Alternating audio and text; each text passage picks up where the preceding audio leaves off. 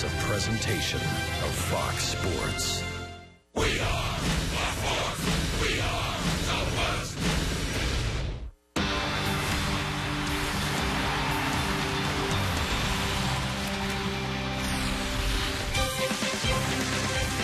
It's another beautiful sunny afternoon here in Las Vegas. Cashman Field. We're just a stone's throw north of the famed Las Vegas Strip. This afternoon, the Rangers roll the dice and try to hit a jackpot of their own as they take on the Chicago Cubs. And welcome in, everyone. Along with Tom Grieve, I'm Steve Busby. Glad to have you along, and a very happy St. Patty's Day to all you revelers out there wearing the green. Rangers hope to wear a little green, too, because yesterday left me feeling kind of sick with that 5-1 loss. Today, though, another big outing. Robbie Ross on the hill. Yeah, you know, Robbie Ross Buzz had a terrific year last year in relief. He's trying to transition back into a starter. Struggled a little bit in his last outing. Walked 3 guys, in his words, didn't have his best stuff. Going to need to have his best stuff today, especially to the left-hand hitters. The wind's blowing out to right with a really stiff breeze, so keeping it down and away to the lefties is going to be important today. There you go, and I'm sure Robbie knows enough pitching to already check the flag and see which way that thing's blowing. That's the first thing you have to do. Well, the Rangers will try to get an even split of this 2-game series. Coming up next for you on Fox Sports Southwest, the Rangers and the Cubs from Las Vegas.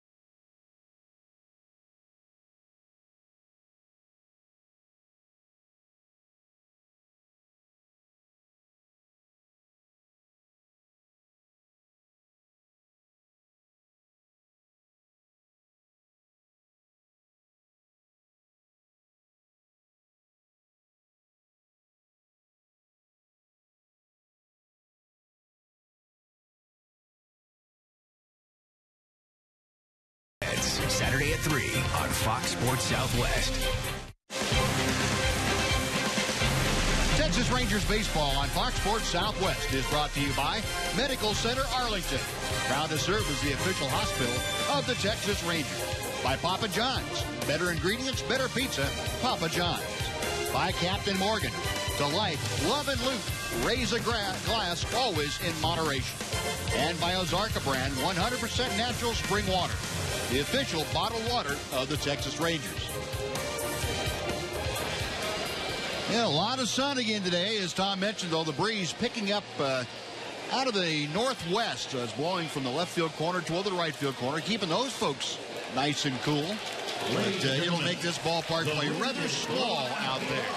About 15 to 20 miles an hour is the forecast for the wind here this afternoon. Now, Cholula brings you the Rangers batting order this afternoon. Elvis Andrus leads off. He's the DH. Craig Gentry is in center field. Mitch Moreland bats third, plays first. Cleanup hitter is the catcher, A.J. Przynski. Yangervis Solarte is at second base. He bats fifth. Julio Bourbon is in left field. Batting seventh, playing right field, Mike Holt. And Joey Gallo, the native of Las Vegas, plays third base, gets the start today. He'll hit eighth. Hanser Alberto is the shortstop, and he is batting ninth. And the Dairy Queen pitcher today for the Chicago Cubs, Carlos Villanueva, who is no stranger, having pitched in Toronto the last couple of years. And Rangers have seen him in a Blue Jay uniform, but this is the first opportunity in a Cubs uniform to face him. Yeah, Villanueva is a solid big league pitcher. He can either start or relieve. Last couple of years, he's had about 15 or 16 starts and maybe 20 relief appearances for Toronto. Pitched a good game against the Rangers last year. He's got a good assortment of pitches. Not an overpowering guy, but he knows how to pitch. Mixes up his pitches well. And as we said about Robbie Ross in the open to the ball game, he's going to have to be careful where he locates his pitches today because the wind is blowing stiffly out toward right field. Being away of signing in the offseason as a free agent, 2-year contract with the Chicago Cubs, hoping to become a mainstay of their starting staff. And let's take a look at the defense that will back up Villanueva today. And outfield of McDonald in left, Harrison in center, and Shearholtz in right field. Brad Nelson gets the start at first. Barney and Castillo are the middle infielders for the Cubs. Luis Valbuena at third. And J.C. Buscan is the catcher, handling Carlos Villanueva. Ron Washington's ball club, after losing here yesterday and winning in surprise against the Dodgers. 4-0, the Rangers shut out the Dodgers at home in surprise yesterday. So a split for the day. They remain a 500 ball club at 10-10 and 2 ties. And the Cubs come in at 10-12 for the spring. Mike Maddox will be with us later on during the ball game. We'll talk to Mike a little bit about Ranger pitching for the spring training and how the outlook for the start of the year has shaped up to him. Gary Pettis, of course, the third base coach to Wash's left. Umpiring crew this afternoon, Scott Berry is going to be calling the balls and strikes. Kerwin Danley will be at first. Dana DeMuth at second, and Adrian Johnson is over at third. So Elvis stepping in, handling the DH chores today, getting ready to start things off. 77 degrees under cloud-free skies, wind out of the north at 17 at the moment. Rangers spring training game number 23 is underway. Rip and a miss, and Elvis down to the count 0-1. Elvis, a good spring going so far. 346 the average. 9-game hitting streak during the Cactus League play. Well, he has been something. Home run, 3 driven in. That's it. 1 ball, 1 strike. Elvis, of course, spending some time away with the World Baseball Classic team from his home country, Venezuela. 1 ball, 2 strikes. You know, Villanueva is a guy without a plus fastball, borderline average fastball, but he still gets his share of strikeouts. Last year he had, in 125 innings, 122 strikeouts, just about a strikeout per inning, which shows you that he can locate his fastball, and he probably has a really good command of his other pitches, changeup and breaking balls.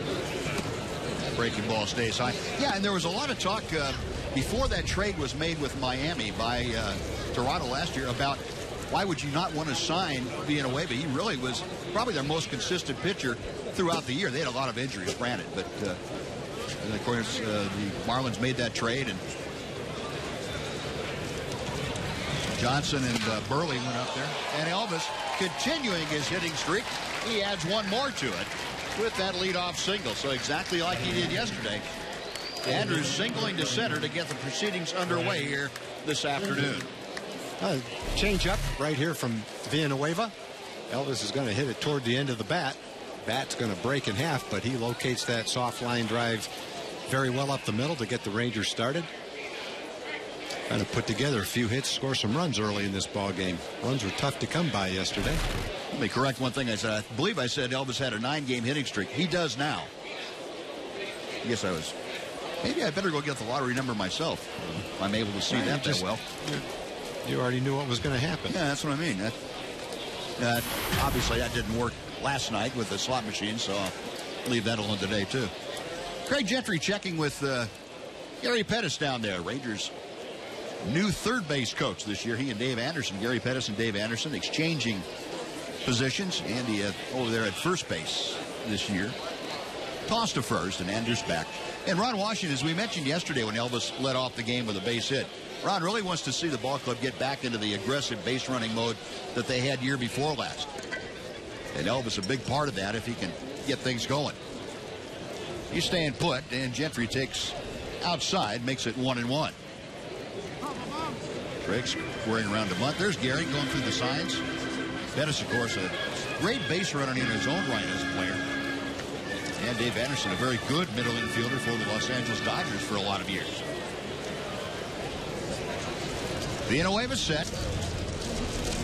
Short lead for Anders. He's not going anywhere, and the pitch is a little bit high as Gentry able to pull the bat back. And Boscan asked the home plate umpire, Scott Berry, to see if he can get some help as to whether Gentry got the bat back in time. But first base umpire Kerwin Danley said, yeah, he pulled that bat back in time. That's not Kerwin Danley down there at first. No, they mixed the umpires up on us today, so I'm just going to call first base, second base, third base umpires. DeMuth, I believe. Yeah, he was supposed to be at second. Maybe he didn't want to run that far.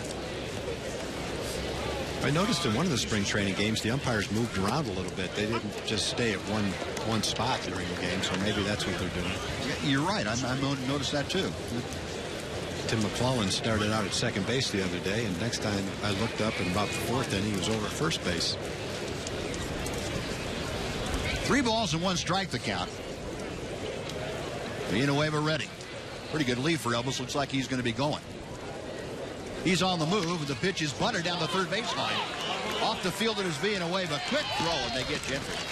So kind of a bunt and run, and Craig felt he had a good one to bunt and didn't quite get it toward the line enough, but it works as a sacrifice. 1-3 on the putout, and in the scoring position goes Elvis Andrus.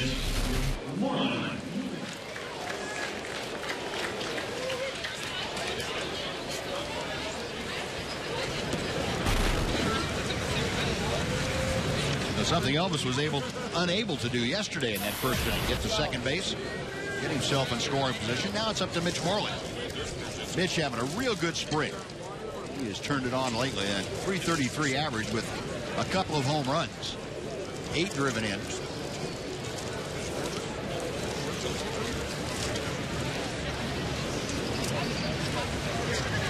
Eight RBI lead the Ranger ball club this spring.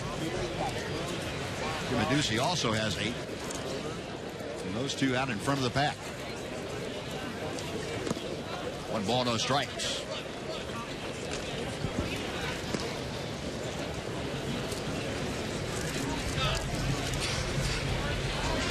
Rangers in 22 games this spring, averaging just about 5 1/4 runs per game. That, as we mentioned yesterday, after a very slow offensive start. Slow offensively and slow record-wise, too. They got up to an 0-5-1 start. And just had trouble in swinging the bats. Yeah, come to life lately. Pitch inside. It's 2-0 down a pitch.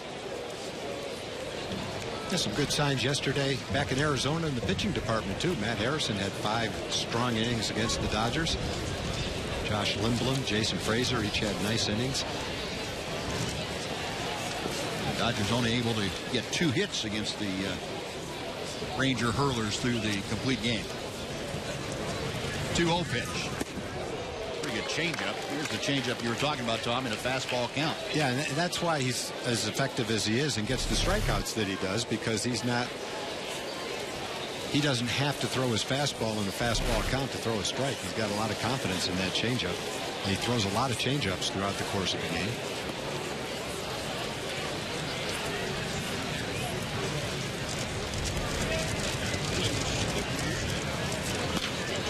Mitch fouls it out of play to the left. Count is even at 2-2. If you reverse those pitches and throw that 88-mile-an-hour fastball when the count's 2-0, you're going to be in deep trouble. But after the changeup, now the batter's thinking, whoa, that's a pretty good pitch. I was way out in front of that. Next thing you know, that 88-mile-an-hour fastball sneaks right up on you, and you're a little bit late on it. You throw that 88-mile-an-hour fastball on 2-0, you don't have to worry about the next pitch of that hitter most of the time. No.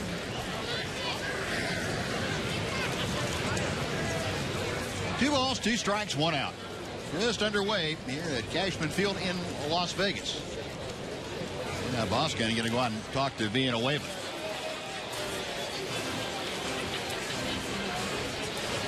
Again, we talked about it a little bit yesterday. Spring training, you guys, that, especially the veteran pitchers that are working on other things besides just what they would normally do in the regular season. And catchers have a tough time, unless they work with them a lot, knowing what they're working on that particular day. Could be a changeup, but things aren't the same. So a catcher's calling the normal game and gets shaken off a lot because a starting pitcher's working on something else. Breaking ball that just stayed high, and the count is full to Mitch Moreland. So Mitch trying to get Andrews home or get aboard himself. A.J. Pierzynski, major cleanup man, the catcher standing in the on-deck circle getting ready.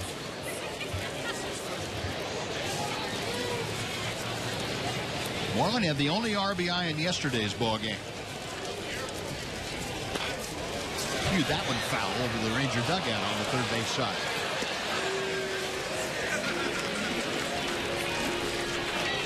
Well, we'll try the 3-2 pitch again. And again, Villanueva going with an off-speed pitch on 3-2.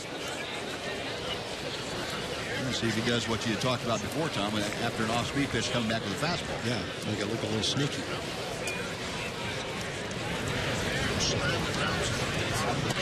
That ball is belted. Standing in his tracks is Schierholtz. Goodbye. Well, he did, but it didn't sneak by Mitch that time. He threw a belt-high fastball 3-2, and that was gone the second it made contact. Mitch Moreland, now wind or no wind, that ball is out of here no matter what. His third spring home run. He now has 10 RBI, and the Rangers lead 2-0. Batting fourth. Villanueva has given up 3 home runs in 8 innings so far this spring. Pretty small sample. He has struggled, though, so far to keep the ball in the ballpark, and that fastball pretty much was right down the middle of the plate. That fielder's not even going to take a step after that ball. Made sure. I'd love to be able to see where that ball landed. There's a little bit of a berm right behind the fence with trees. Behind that, I'm not sure what's back there, but that was well beyond the berm.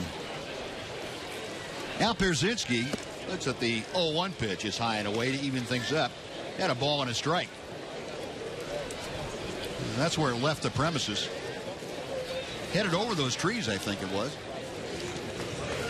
Over the last couple of years, very few Rangers have hit more long distance home runs than Mitch. Talking about ones over 440 feet.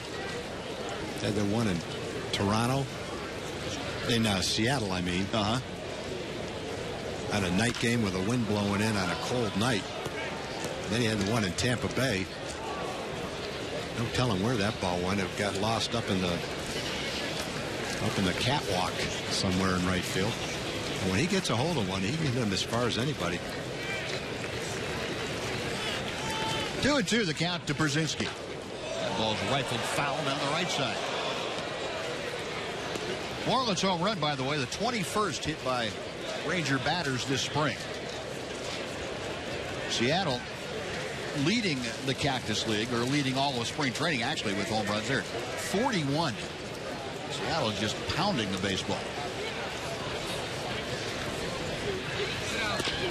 Ground ball the other way. That's through. By the dive of Valbuena, and Pierzynski, a turn at first, is aboard with a one-out single.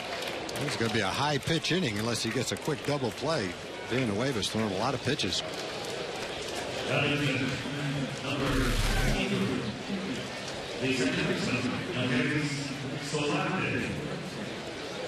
Pretty good job of hitting by Pierzynski, just going with the pitch out away from him. That's one thing that Ranger fans are going to like about A.J. is that he's able to use the entire ballpark. He's not just a pull hitter. The one on, still just one out. Yangervis Solarte, Rangers second baseman, steps in. 1 ball, no strikes. Solarte at 273. A home run this spring, 5 driven in.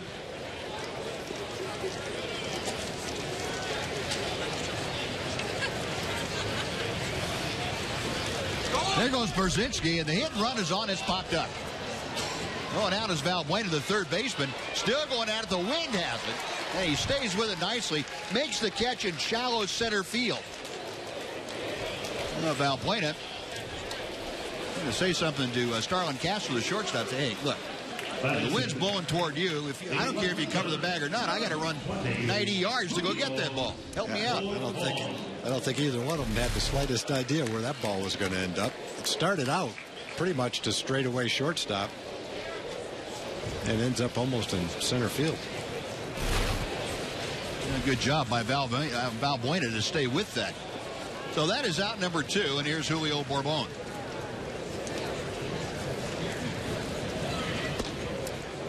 Oh, 0-1. Bourbon came into yesterday's ball game, went 0 for 1. 257, as you see, the average for Julio this spring.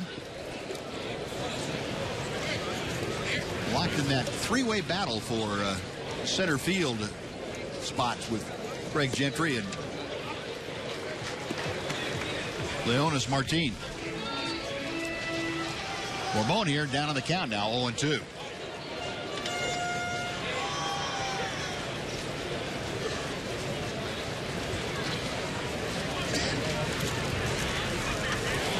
Toss to first, and Pierzynski dancing back onto the bag and covering his head up.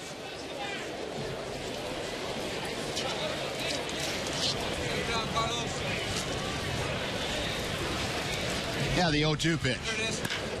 Rifle to right center field. That is down, and it's plugging the gap, go to the wall. Pierzynski chugging around third. He is being waved home. Bourbon not stopping at second. He is in with a slide at third, and RBI double the Rangers lead 3-0 as Bourbon triples to the gap, and Pierzynski scores. Yeah, A.J. was motoring around third base and had the luxury of being able to watch the ball and know that he was going to score without having to slide. And Bourbon, who's having a pretty good spring himself, I think in other years with a better opportunity, everybody be really happy with him as your center fielder. He's been there before as a starter. He's playing well in spring training, but unfortunately, as far as Julio's concerned, Craig Gentry's playing great baseball. Leonis Martin's playing great baseball, and opportunity that's been there the last couple of years may not be there for him.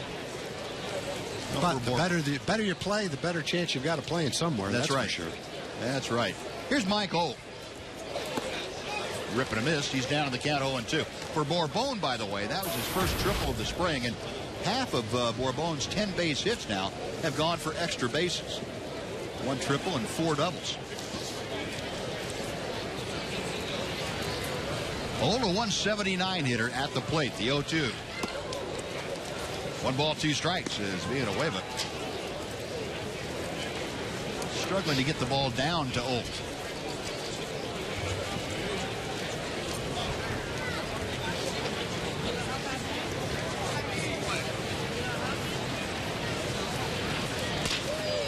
Off the end of the bat towards short. Castro scoops one up nicely, and an off-balance throw against Holt. Side retired, but Rangers come up with 3 runs on 4 hits.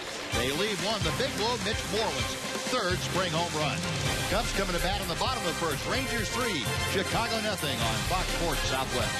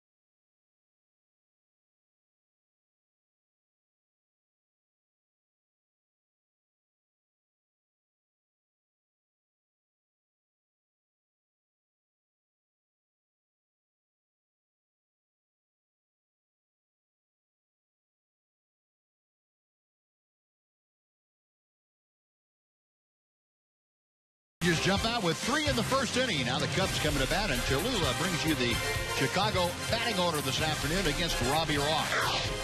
Luis Valbuena, the third baseman, leads off. Darwin Barney is at second base, hitting second. Shortstop and number 3 hitter, Starlin Castro. Nate Schierlos is in right field. He bats cleanup. Scott Harrison, the center fielder, bats fifth. DH DeHonor Navarro bats sixth. Darnell McDonald is hitting seventh. He's playing left field. Brad Nelson, the first baseman, bats. And J.C. Buscan, the catcher, bats ninth. And our Dairy Queen, the starter for the Rangers, is Robbie Ross. Robbie Ross with a 3.86 ERA this spring. In his last spring start, he gave up 3 hits, 3 walks, 2 runs, and 2 2/3 innings. Prior to that, he pitched very well. Only walked 1 in 9 innings prior to that. But Robbie, after that start, said he just didn't feel it in that start. And hopefully this will be a good start for him to bounce back, throw 4 or 5 innings, and keep the Cubs off the scoreboard. Be right where he wants to be. Luis Valbuena taking that knee-high strike. The count is even at 1-1. Valbuena, who got the start yesterday at shortstop. A rip and a miss at a 92-mile-an-hour fastball from Ross. Valbuena, a home run and 2 driven in. Robbie Ross, the 23-year-old out of Kentucky. I'm sure if you asked Robbie if you want to start or relieve, he would say he would rather start. He always says, I'll do what the team wants me to do, which is great. Last year it was to relieve. And after being a starter throughout his young minor league career, he did a great job as a reliever. He's groomed in the minor leagues and growing up as a starter. I'm sure that's exactly where he wants to be right now. And he's in there battling with 4 or 5 other guys for that role. The 2-2 pitch. Out of play. Well, the one thing that Robbie's going to have to do a little bit differently, and we'll take a look, give you that opinion in just a second. The Ranger defense looks like this. Borbone, Gentry, and Old, left, center, and right. Moreland, Solarte, Alberto, and Gallo around the infield. Kaczynski behind the plate. And Ross on the hill gives up a leadoff single. Little flare out into left field by Luis Valbuena. Valbuena battled Robbie Ross and came away with the flare to left.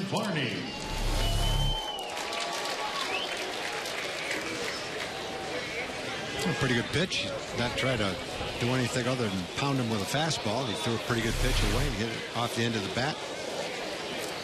Served it into left field for a base hit, kind of like Elvis started off the first inning for the Rangers with a base hit off the end of the bat. Valbuena with pretty good speed. Here's Darwin Barney. And he takes the first pitch low. What I was going to say about Robbie moving into the starter's role, the one thing we didn't see a lot last year from Robbie, because he didn't need it, was a good changeup. And typically a starter needs to have at least a serviceable changeup to go along with the fastball and some kind of breaking ball. Yeah, he was pretty much fastball and I guess a cutter for the most part. Occasional breaking ball. Yeah, but you really need to be able to change the speed a little bit of the fastball, and that's one thing I know Robbie has been working a lot on here in spring training. That's out of play to the right, and the count is 1 ball and 2 strikes. And the same thing can be said for Alexi Ogando, too, moving from the bullpen back to the starting rotation. For most guys, especially the guys that throw late in the ball games out of the bullpen, changeup is, unless that's their out pitch, not really something they utilize a lot.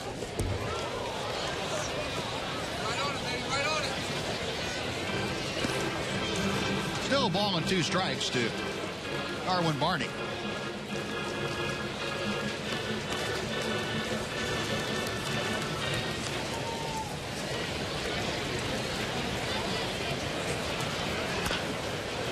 Could be a double play if that ball comes down in time. Nice job by Alberto, taking his time going to the bag. A 6-3 double play that erases the leadoff single. 2 away for Starlin Castro. Batting third. Oh, that's definitely to Robbie's advantage to be able to get ground balls. He did that well last year too. We've talked about the way the wind's blowing out, as it does sometimes. Pretty good shape as a pitcher if you can keep the ball on the ground. Matt Harrison does a great job of doing that with his sinker. Although as hard as the infields are down here in Arizona and Nevada, I'm not sure that's a big advantage. The No, ball but scoots through in a hurry. You got to be able to do it when the bell rings, though. Oh, yeah. Yeah, no doubt about that. Castro having a great spring for the Cubs. Hitting .462 coming in. Watches that Robbie Ross offering. Dip into the inside corner. 1 ball, 1 strike. Castro 1 for 2 in yesterday's ball game. And Ross ties him up with a good fastball to the inside corner. It's 1-2 now.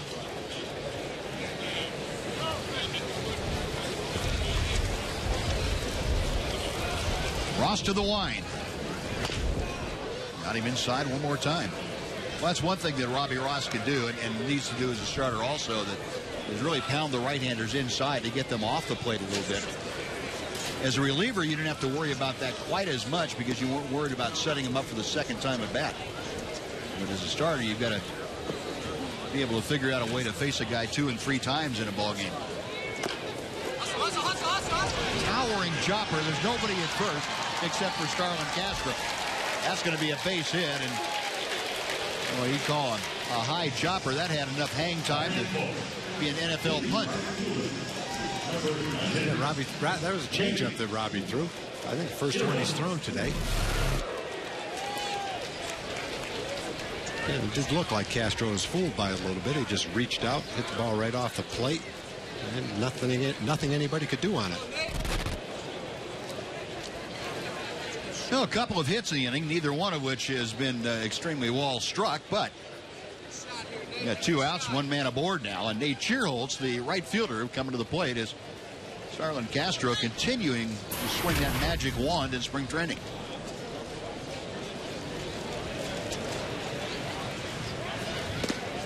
Good fastball to the outside corner.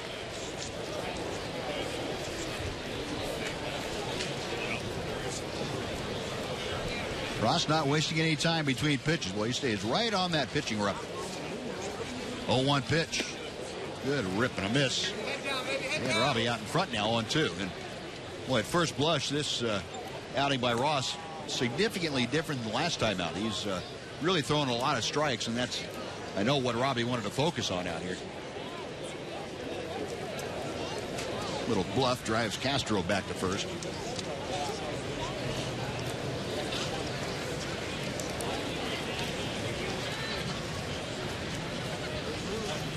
The 0-2 pitch. Got him swinging. Well, Ross gets the strikeout. A couple of hits in the inning, but a double play takes care of one of them. Cubs strand a runner. We're going to the second. Rangers 3, Chicago nothing. On Fox Sports Southwest.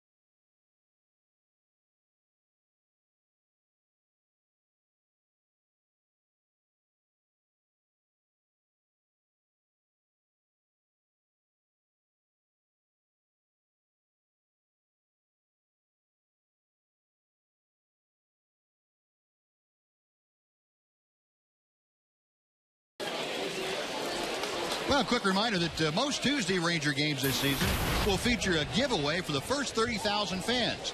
And the new tradition begins April the 9th, Capital One Bank U Darvish T-shirt night. Texas hosts Tampa Bay at 7 o'clock. Reserve your seats now at TexasRangers.com.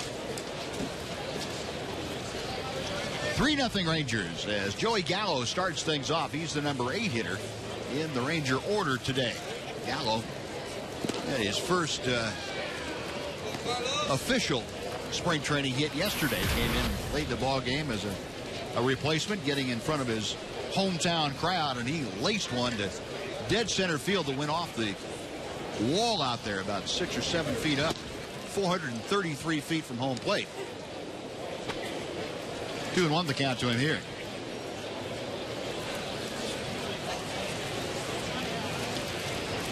Gallo, a third baseman by trade, really showing a lot of power.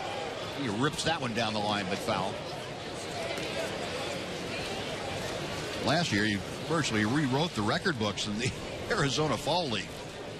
Or I should say the Arizona Rookie League down there. He had 18 home runs in 43 games after he signed with the Rangers. Went on to Spokane and hit 4 more. So 22 home runs in just over 200 at-bats in his first go-around of professional ball. Is that a pretty good first impression? I'd say it's a really good first impression, no doubt about it.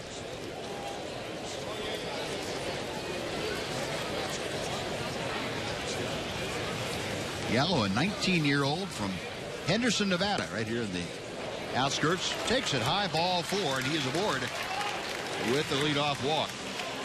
And here's that shot that Gallo hit yesterday to dead center.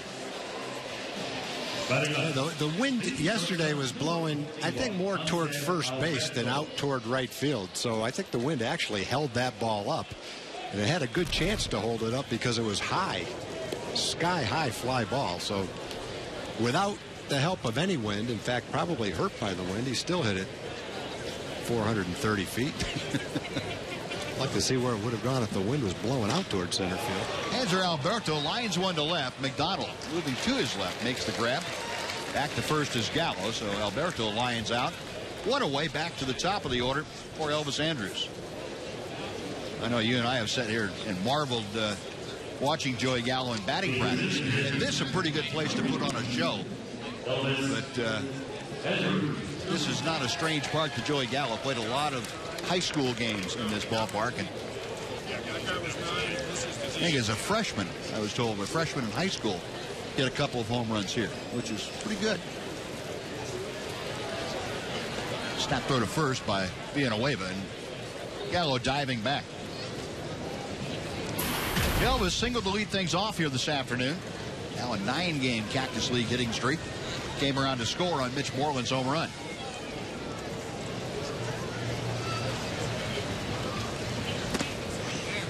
Oh, and 1 the count.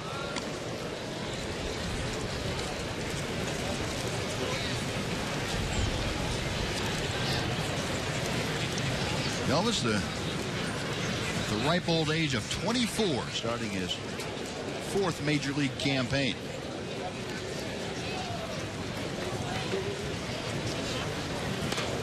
Foul back. And the count now is no balls and 2 strikes.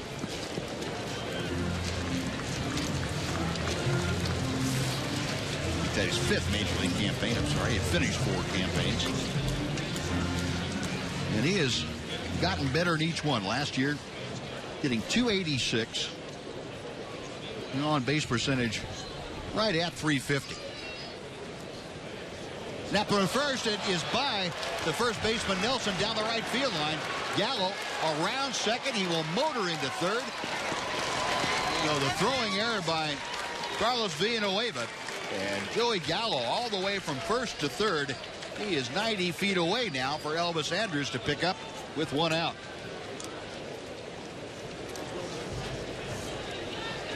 Well, the throwing error by Villanueva. Yeah, that wasn't even close. A little bit of an erratic day so far for Villanueva.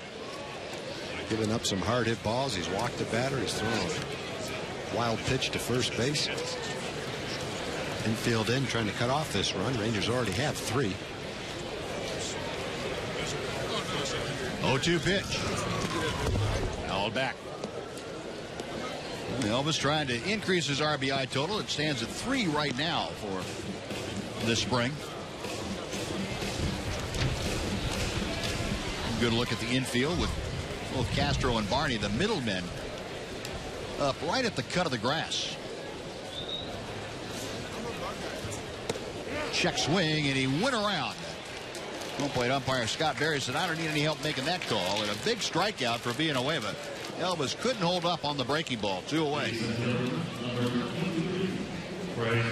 Villanueva, that's his first strikeout of the afternoon, and a very good time for him to get that punch out. I'm sure what Elvis will say after that at bat was he missed a couple of fastballs that he fouled off. Put himself in a hole where he had to contend with that breaking ball. Craig Gentry taps one foul back to the screen. Gentry had a sacrifice his first time to the plate. Look at the numbers on Craig Gentry from last year. Played a lot of ball in center field for the Rangers in 2012.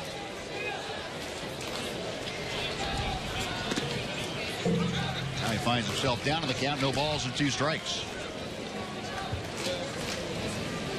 Gentry yesterday 1 for 3, scored a run, had that triple off the alley into right center field in yesterday's ball game.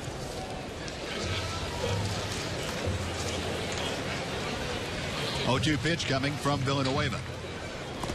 Way high, and Loscan able to come out of that crouch quickly to snare that errant throw.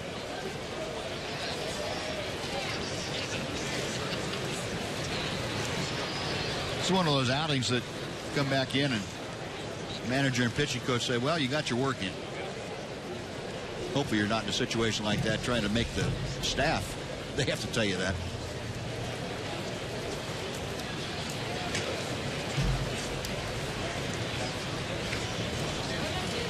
Long look by Villanueva. Now Gentry tired of waiting, so he backs out.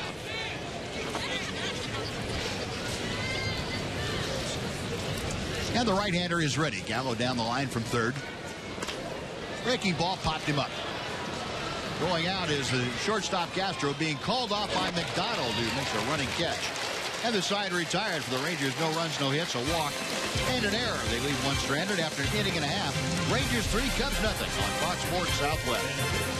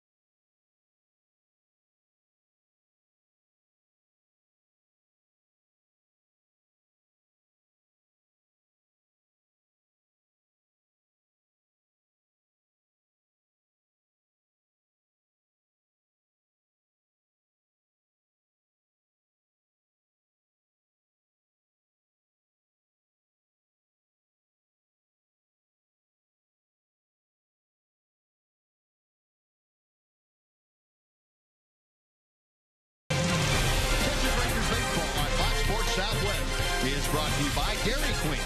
DQ, that's what I like about Texas. By Las Vegas, for all things Vegas, there's only one LasVegas.com. By Cholula, the flavorful hot sauce with the iconic wooden cap.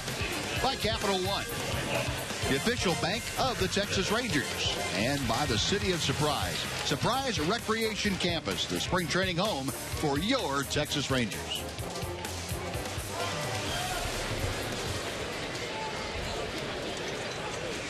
Back to the mound on a beautiful sunny Sunday afternoon. Happy St. Patty's Day to all of you wearing the green out there.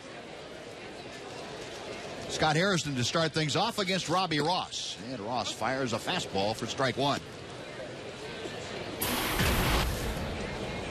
Harrison just 147 for the spring, but a couple of home runs and 3 driven in. Had that home run yesterday off Nick Tepesh. And he waves and misses at a Ross offering. It's 0-2 this time to bat.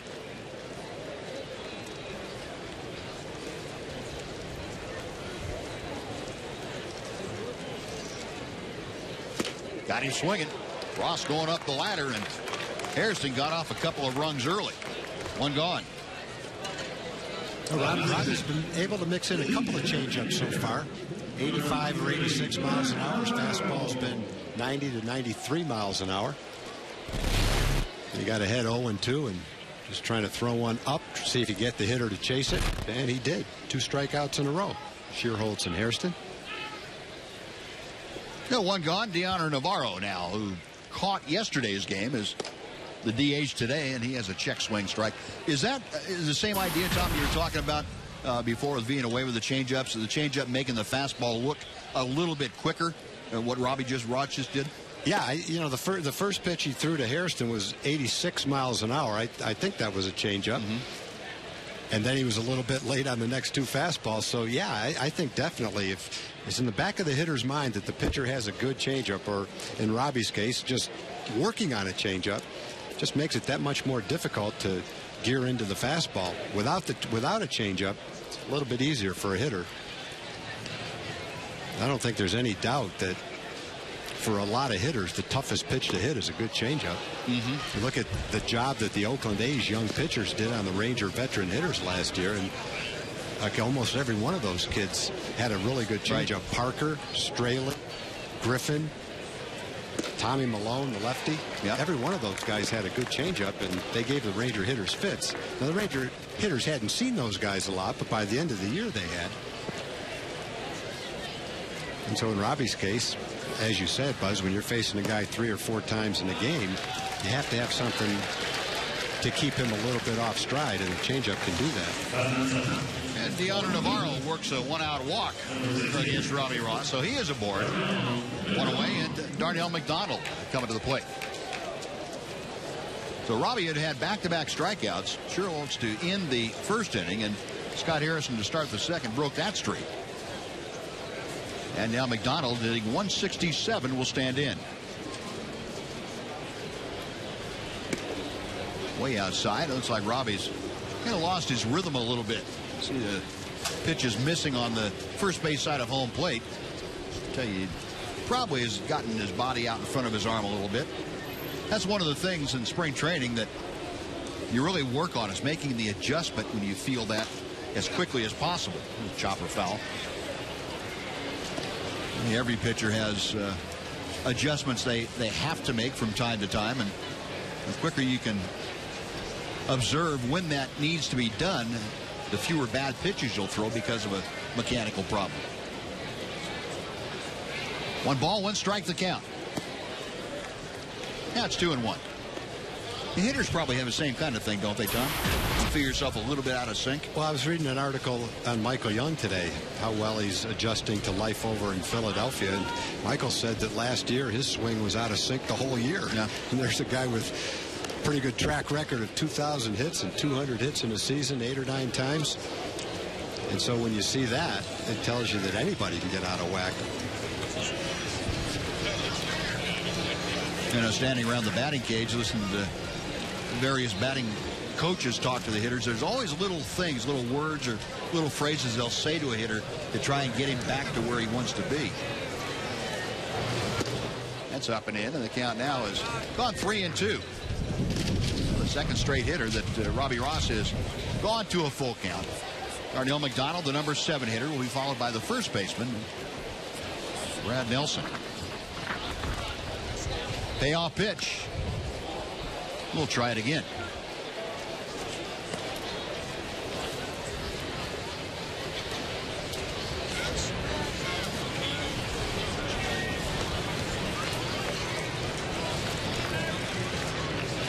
Read another article the other day about Jason Hayward, the young star with the Atlanta Braves. Same thing.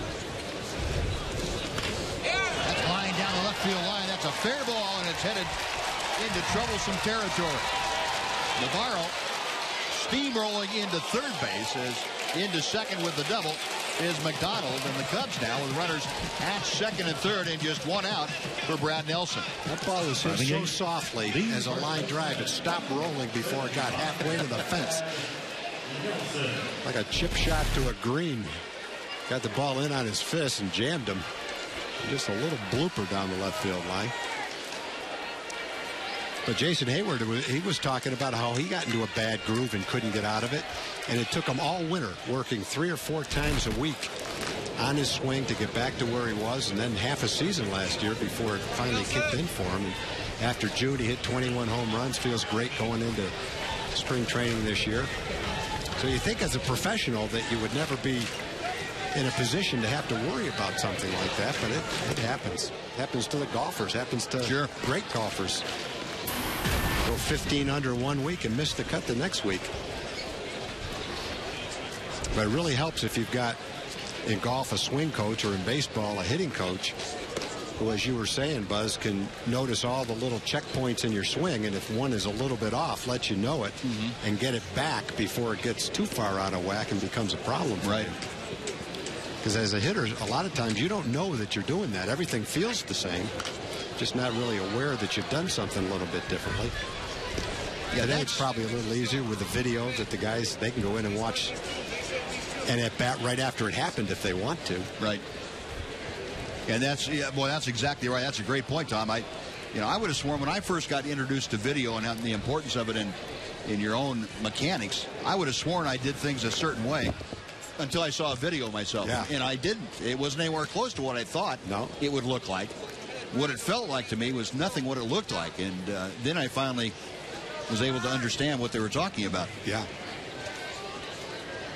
But I would have sworn up and down that I was doing this. I was right on a straight line, and I was nowhere close. Just inside to Brad Nelson. He takes that pitch off the plate. It's 2 balls and 2 strikes. The hitters are constantly fiddling with their stance, where their hands are. I remember Cal Ripken. Every time he'd face Baltimore, he'd have a different stance. Yeah. He's going to the Hall of Fame. Swinging strike 3. Big strikeout for Robbie Ross. Get that pitch down and in to Brad Nelson. Gets the punch out. And it's big because now there are 2 outs. Runners still at second and third. He really ties him up with this fastball on the inside part of the plate.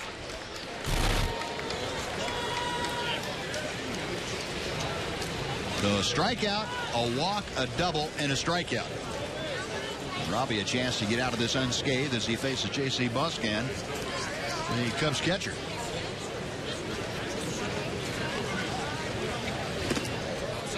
Outside corner for a strike.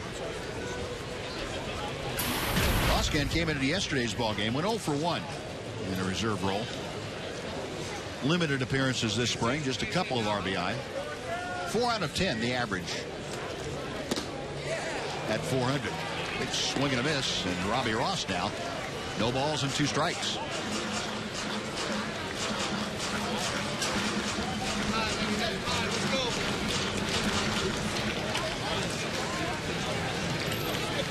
Robbie okays a sign, the left-hander from the belt. Well, excuse me, foul ball, and the count remains 0-2.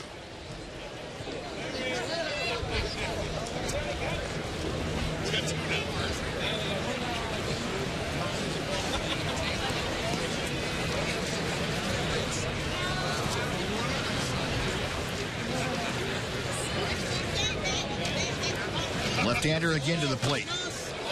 Little chopper slowly hit. Warland underhands to Ross covering.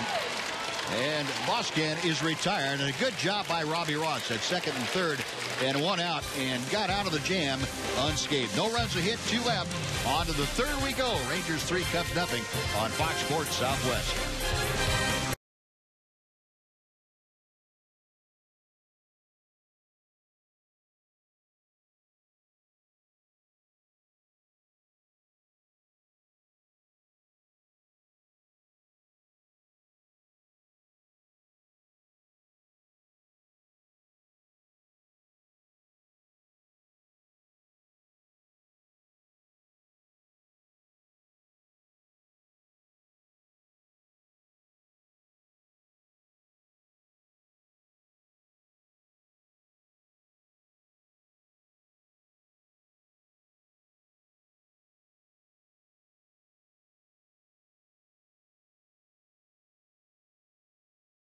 When you think about players in Texas Rangers history, who's the first player that comes to mind? Obviously Nolan Ryan, for what he did in the face of kind of Texas baseball, not only the Rangers, but Texas baseball in general.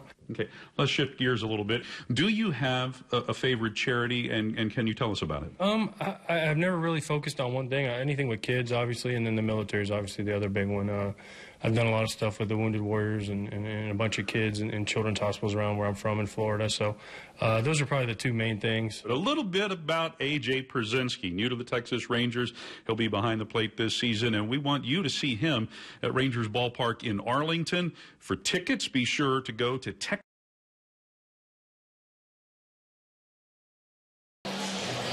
So welcome back to Las Vegas. Glad to have you along. 3-0 Rangers on top as we head to the top of the third. Joining us now, a guy that, as all coaches are in spring training, but this particularly a busy spring for Mike Maddox. Mike, thanks for joining us, Rangers pitching coach. Hey, thanks for having me on, guys. Busy spring for you. A lot of things going on. A lot of spots, especially in the bullpen, up for grabs, if you will. Competition pretty hot and heavy. How have you seen things breaking out so far?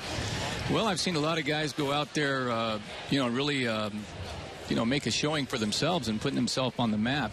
Seen other guys, really step up from where they were last year. Seen other guys kind of tread water and really not making a move. So, some guys are going to get passed up. Other guys are going to solidify their position. But, we still got another 10 games or so, and it's wide open yet. I would say that Michael Kirkman's really stepped up and done a nice job. And, some guys out of nowhere. Joe Ortiz has stepped up, made himself be known. Corey Burns has done real well. Colin Ballister has shown flashes of it, as has Josh Lindblom has shown flashes of it. And we're looking forward for this thing to play out. Our Papa John sounds of the game with Rangers pitching coach Mike Maddox. And Mike, an interesting competition, a swing competition, if you will. Robbie Ross and a couple of others in competition for that number 5 slot, and also for the makeup of the bullpen. It has a big bearing on that too. Much like a couple years ago, we had Alexi Agando come off an all-star campaign as a starter. He ended up in the bullpen because it made us a better team. Is that going to be the same way with Robbie Ross? Well, we don't know. We're going to wait and see, but that's always in the back of our hats that, that can happen. But in the meantime, let's give him all the touches and make him a better player. Nick Tepish has done a nice job there in his outings that he's had. And, we still got Derek Lowe to stretch out a little bit here, and Kyle McClellan hit a little roadblock there, so that kind of pushed him back. But Michael Kirkman, we're going to stretch him out a little bit and see what happens there. Mike, Buzz and I were talking earlier in the game about hitters and pitchers having to make mechanical adjustments, getting a little bit out of whack. When you have a pitcher doing that, do you talk about that during a game, or is that something that you only do on the side? Well, I like to do it on the side because then we can't think about mechanics. I think if you do it in a game, you get a little distracted with it, and that's not what it's all about. It's about getting hitters out. But I do stress the idea of a swing thought, something that puts you in position every time, all the time, so that you can make that pitch. So, when it comes down to a straight mechanical, reminder is what I look for, and just give those to different guys, and it might be a little different phrase for each person. Again, it's our Papa John sounds of the game with Rangers pitching coach Mike Maddox. Mike, another thing we were talking about with Robbie Ross especially, but it applies to Alexi and the other guys that have gone from the bullpen as Pierzynski pops out. The need to use a little bit different repertoire from being a reliever, especially a late-game reliever, as a starter. Is that a big adjustment for guys? I think it is, because those guys know where their outs are. They know where their outs come from, and it's only one look. So when you're facing the guy one time, here's what I do, here's my out pitch, and that's pretty much, I'm going to throw the dice and take my chances with it. But as a starter, when you got to get a guy out 3 or 4 times, I may have to give him a different look to protect my finish pitches and my out pitches. But all of a sudden you realize that, hey, this is a pretty good pitch for me too, and this is a pretty good pitch for me as well. And with Robbie, I'm sure one of the pitches he's trying to command is his changeup, and thrown several today. How is that working for him? Well, that's one of the pitches that we're force-speeding with Robbie. It is spring training. There is competition out there, but we'd like to kind of alter the process a little bit, that he's going to throw more changeups than he's ever thrown in his life. He's going to throw more two-seamers than he's ever thrown in his career. So we're really trying to force the issue of, getting those arm side strikes, because he is so effective to his glove side. A fly ball to center off the bat of Solarte, and that will do it for the Rangers. 1, 2, 3 inning, 2.5 in the books. Rangers leading 3-0 over Chicago. We're going to stay right here and visit a little bit more with Mike Maddox, if that's okay, Mike. That's fine. Today with Robbie Ross running into, for him, a little bit of a problem in that second inning. But you've got to be pretty happy the way he was able to bounce back and make adjustments for himself after that one-out walk to Navarro in the little blooper. Yeah, it was kind of a bad walk that he gave up, and then McDonald hit the double, but it was actually like the fourth pitch he saw that was about letter high and middle in, you know. So, you know, being a professional hitter, once you see a pitch, you know, 3 or 4 times consecutive, you can make an adjustment. So he did kind of put himself in his own predicament there because you know, the bad walk and then multiple bad pitches in a row. But he came up, got a big strikeout, and then threw that good jam shot in there on that righty to get out of the inning and post a 0. Does it help you to have a guy like A.J. Pierzynski, who's been around the block a few times and has worked with a lot of different types of pitchers, handling your staff? I think it's invaluable. You know, you take a guy that has as many games caught back there as he does. You know, he's seen a lot of pitches, and he's seen a lot of batters. And oddly enough, AJ's got a pretty good memory on him too, and he has a lot of read and react to the hitter's swing and how they're approaching their at bats. So I think he's going to be an invaluable asset to the pitching staff back there. All right, Michael, I appreciate your time. Thanks very much. We're looking forward to how this whole thing plays out. And 2 weeks from today, I guess we're going to have to make all the decisions you have going on right now. Well, we keep waiting on the players to make those decisions for us. All right. Well, good luck with that. Yeah. Thanks very much, Mike. We sure appreciate it. And speaking of Papa John's for us, the sounds of the game brought to you by Papa John's. We're going to have a little bit of, look at this, right behind us in the booth. We got Papa John's coming in here. Look at that. That huge piece of Papa John's pizza up there right behind us. That may not make it down to us, though. There's some people up there that really want to have a bite of that. Only person I know that can eat a piece of pizza that big is Bill Jones. And he's not here today. Bill's not here. He's not here today. Okay, well, I guess we'll have to double up on that and take care of it ourselves, huh? Oh, man. You know, the things you see in spring training. Oh, the there we pizza go. Has a couple of real Look pizzas. at this. Look at this. We've got some real pizzas here. All right. Thank you very much. Thank you very much. And you know, got Buzz, this. On our pizza, we've also got some Cholula hot sauce that we can put right on that pizza. Oh, all right. Yeah, with the iconic wooden cap, too. That's right. I'm not going to eat it during the inning, but after the inning, I'm going to load up one of those pieces. Let's see what kind we got. Whoa, look at that. A little pepperoni, a little ham, little green peppers and onions. Wow. With a little Cholula hot sauce. All right. And you've got the original, and I've got the chili garlic. Ooh, so you'll be able to talk to people. Garlic. You'll be able to talk to people after your original sauce. I won't be able to get within 10 feet of somebody. That's okay, though. I'm going to be having some good stuff. Wow. That's going to be good. Guys in the truck are going to be jealous. That's the way it goes, though. Luis Valbuena. All right. Thank you very much. Appreciate that. Pizza. Papa John's Pizza. Someone else is going to get a piece, too. Luis Valbuena starting things off. He is ahead of the count. 3 balls and a strike. Rangers on top 3-0. As we digressed a little bit from the ball game, but that's all right. We'll digress for food anytime, won't we? Take a little time off for this piece of pizza here, the Papa John's. One gone is Robbie Ross gets his 4th strikeout of the afternoon. That's how the 3rd begins to unfold. Yeah, some good stuff for Robbie today. There's been a couple of times where his command has been just a little bit off if you want to nitpick. But other than that, he's been pretty sharp. Trying to work in his changeup. And a really good fastball today. There's a changeup, 84 miles an hour. That's the first pitch to Darwin Marney, the Cubs second baseman who grounded into a double play.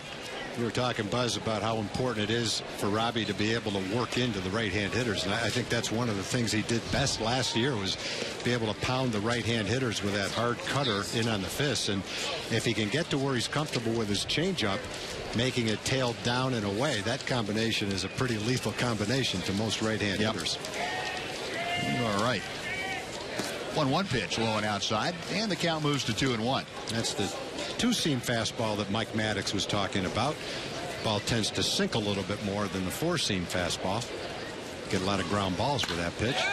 To right field, Mike Olt drifting into the corner. The wind pushing that ball away from him just a little bit, but he's able to stay with it. And that is out number 2.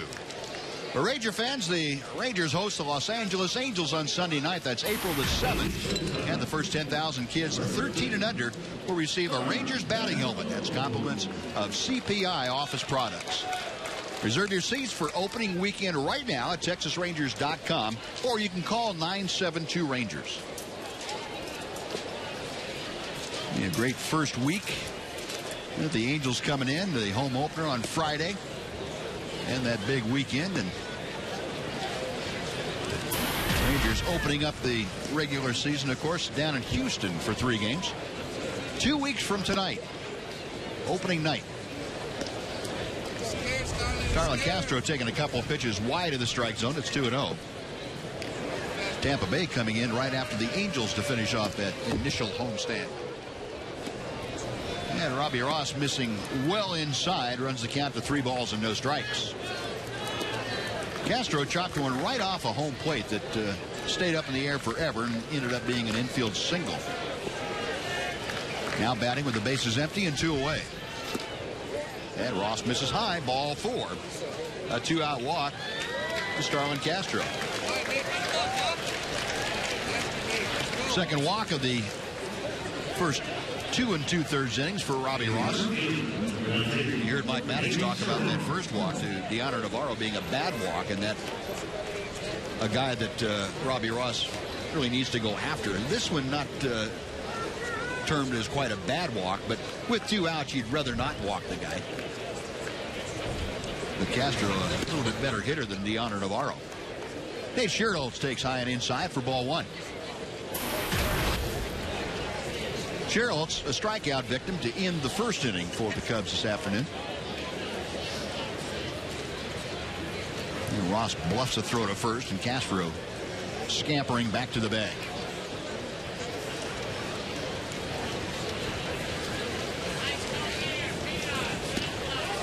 Ripping a miss at a high fastball, and Robbie's gotten into one of those little funks again where he's having trouble getting the ball away from his arm side to both left-handers and right-handers, the last 2 hitters, and that was the problem that he ran into against Navarro last inning. He was able to make the correction after about 6 or 7 pitches, and he gets a strike there. That a little bit more effective. He got that one down a little bit better. You can kind of see the wheels turning as Robbie glancing down and thinking to himself, okay, what do I need to do now? Pitch I'm going to throw. How do I want to attack this guy on 1 and 2? Got it high, couldn't quite get it down to the outside. 2 balls, 2 strikes.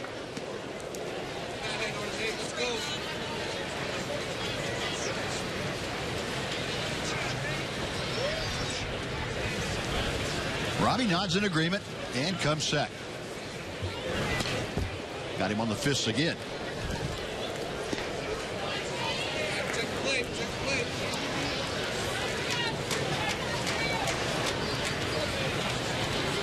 You try not to make pitching or hitting, for that matter, more complicated than it already is, but to simplify things, I think you have to say it's more than just getting the ball and throwing it. There's a ground ball headed toward the hole into left field, a base hit. And a little sliced roller that got right between Gallo and Alberto. So a walk followed by a single, and with 2 outs, the Cubs trying to make some noise with Scott Harrison coming up. Well, the Cubs have had 4 hits in the game. They haven't hit one of them hard yet. That was just a little soft ground ball. McDonald's double was like a looping soft line drive. Castro had an infield hit. Valbuena had a base hit off the end of the bat. But you can get yourself in trouble with a 2-out walk. Now the little ground ball goes through for a hit, but it leaves 2 men on after the walk. Now here's Harrison, who struck out his first time up there. And he takes a belt-high strike.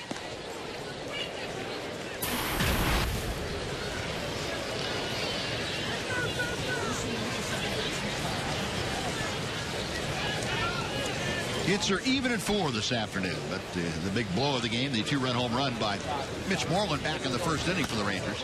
Harrison fouls out of play, and Ross able to come back now and get ahead of the right-handed hitting Harrison. No balls and 2 strikes. There's Mitch. His 3rd spring training home run. That's the most on the ball club.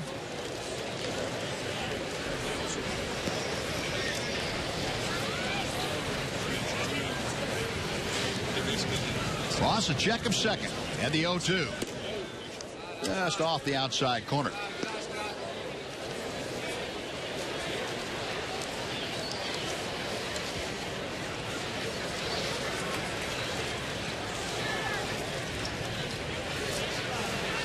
Robbie okays Pierzynski's sign. And comes off the plate inside. That evens the count. 2 balls and 2 strikes. Now, this is the pitch you really want to go after Harrison with. You don't want to go 3-2. Mike Maddox getting a little bit uneasy, or that about as uneasy as Mike Maddox ever gets. You can never tell. The 2-2. Just foul tipped enough to get it out of Pierzynski's glove. We'll try it again.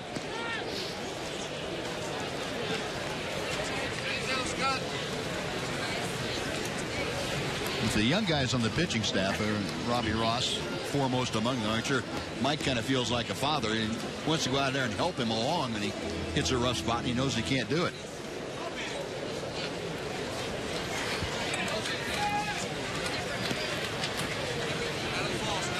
The 2-2 coming again from Robbie Ross.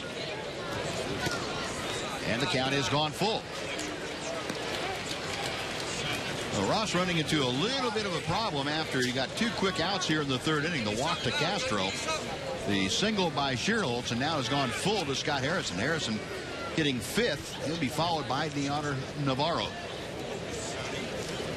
Runners will be on the move. There they go. The payoff pitch is inside, ball 4, and that will load them up. And Pierzynski going out. Mike Maddox not too far behind him, so they're going to have a little talk with Robbie Ross, get him to slow things down a little bit, get an idea of what he wants to do with Leonard Navarro.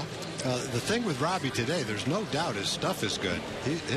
Every pitch that he's got he's throwing it well today. He just doesn't quite have the command, having to throw a lot of pitches, just not quite as sharp with his command as he wants to be. Stuff is there, though. He's throwing the ball well.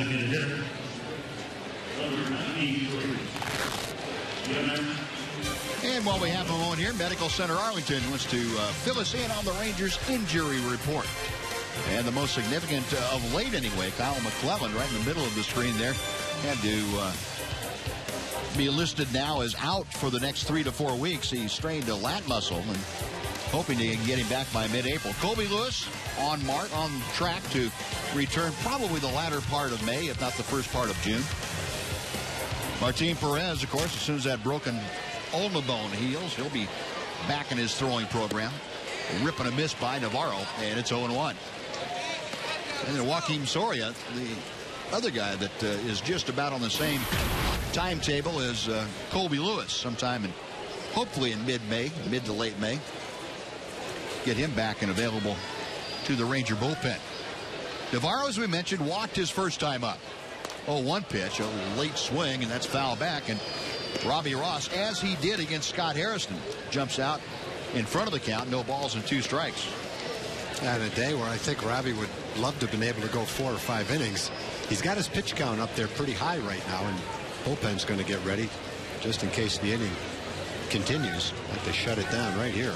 0-2. High and tight, and Navarro sits down.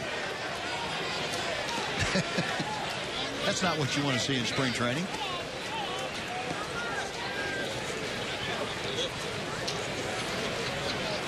I want to see Robbie get this hitter because my pizza's getting cold. That's right.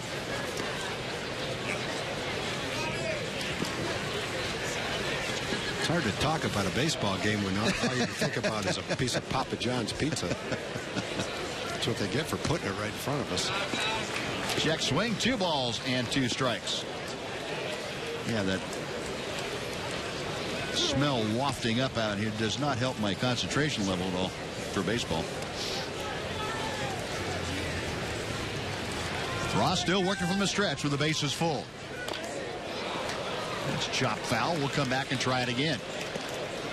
Don't see that very often. Hit the ball twice with a bat.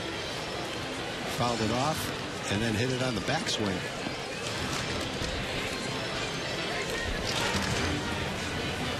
Let's go. You ever chip a golf ball and hit it twice? I have not. I saw that happen. Where was it? Open that? Have you? Yeah. To center field.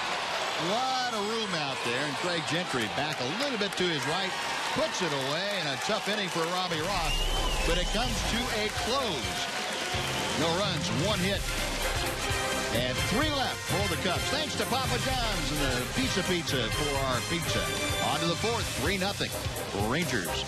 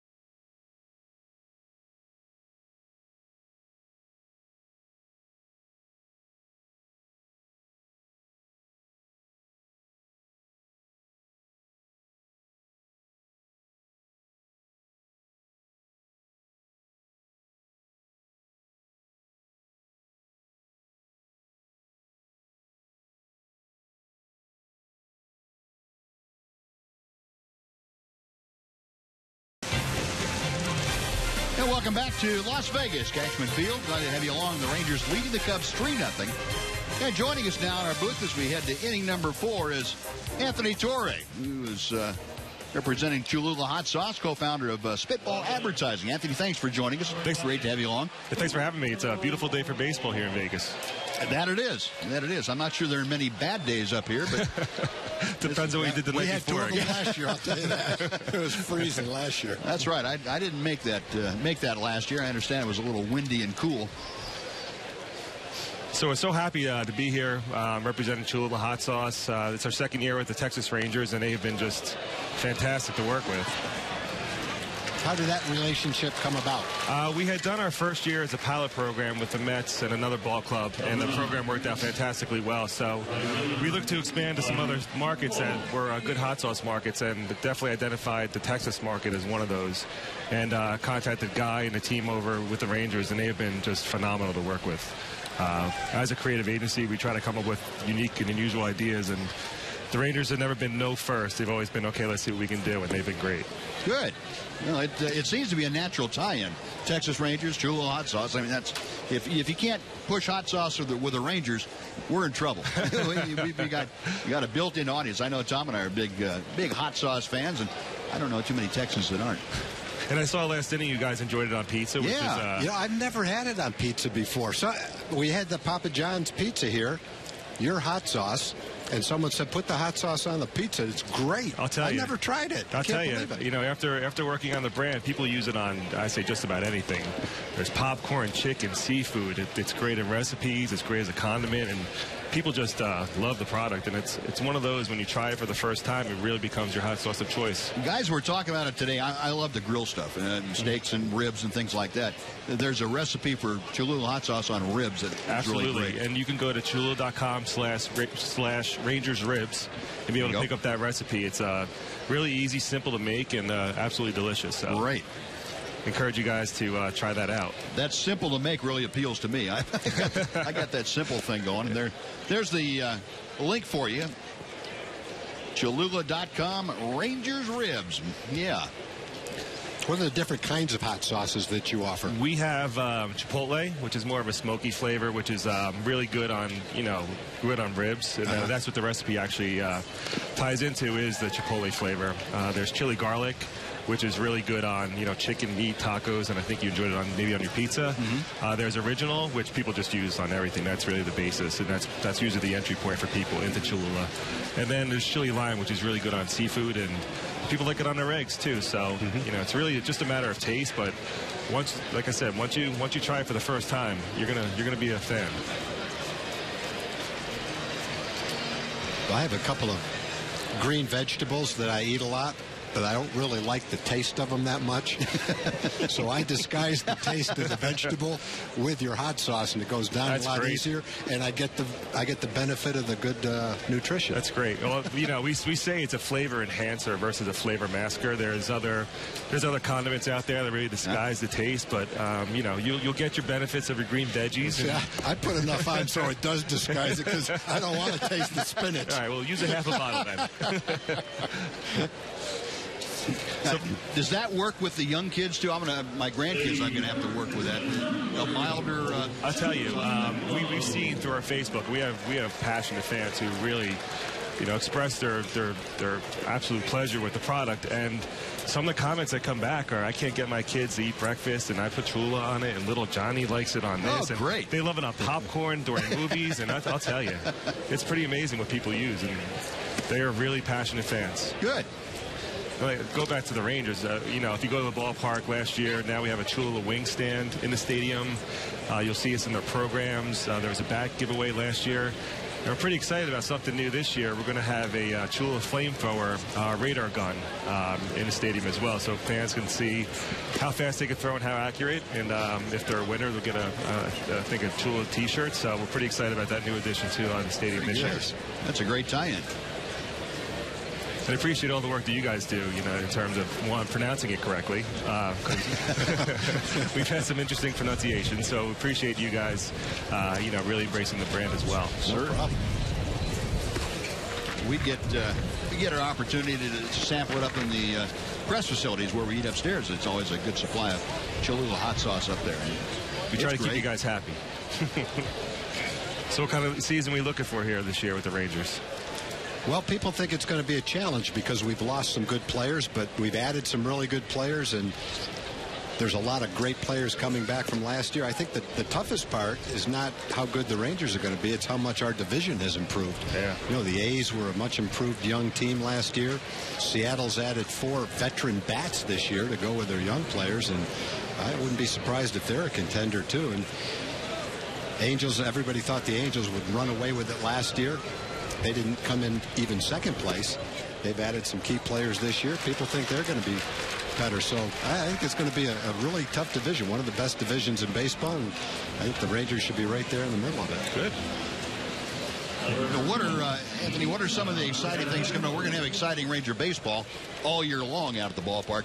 What have you got coming up with Cholula out at Rangers ballpark that the fans can, besides the flamethrower contest? Yeah, we're in the stadium now. We're in all the concession stands. So when you go up to your favorite stand and you get whatever meal item you choose, you come to one of the concession stands, and there will be Cholula at the pumps. There will be Cholula bottles.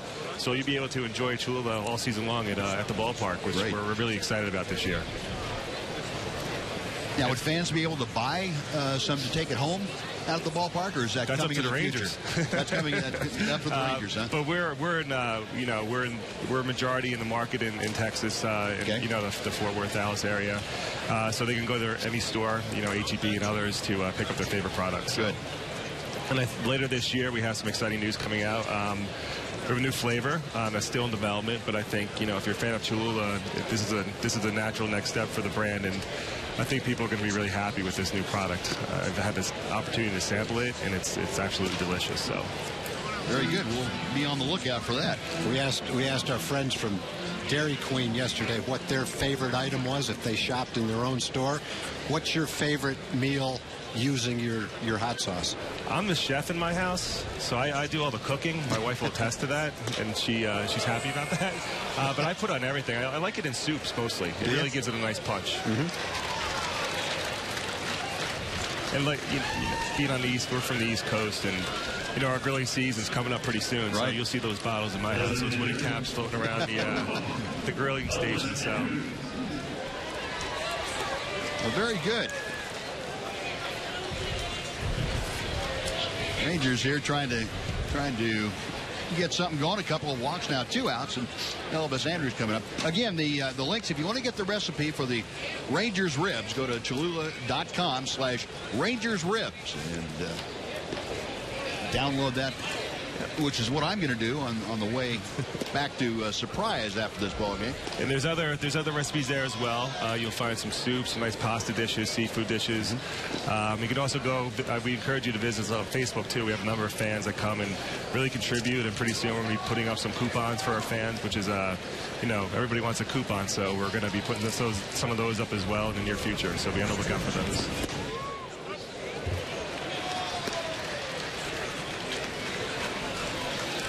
2-2 now, the count, or 0-2, I should say, the count very quickly to Elvis Andrews.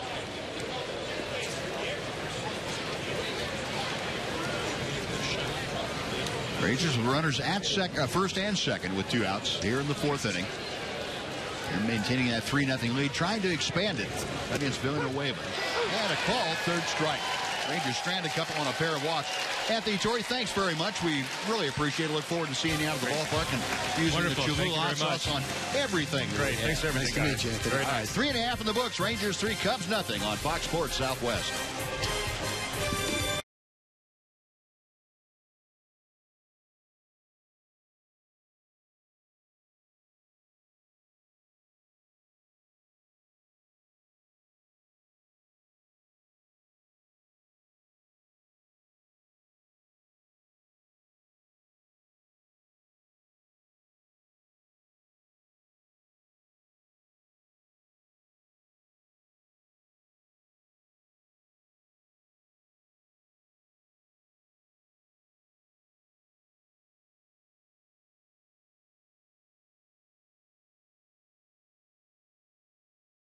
With great fastballs and more on the way in the minor leagues.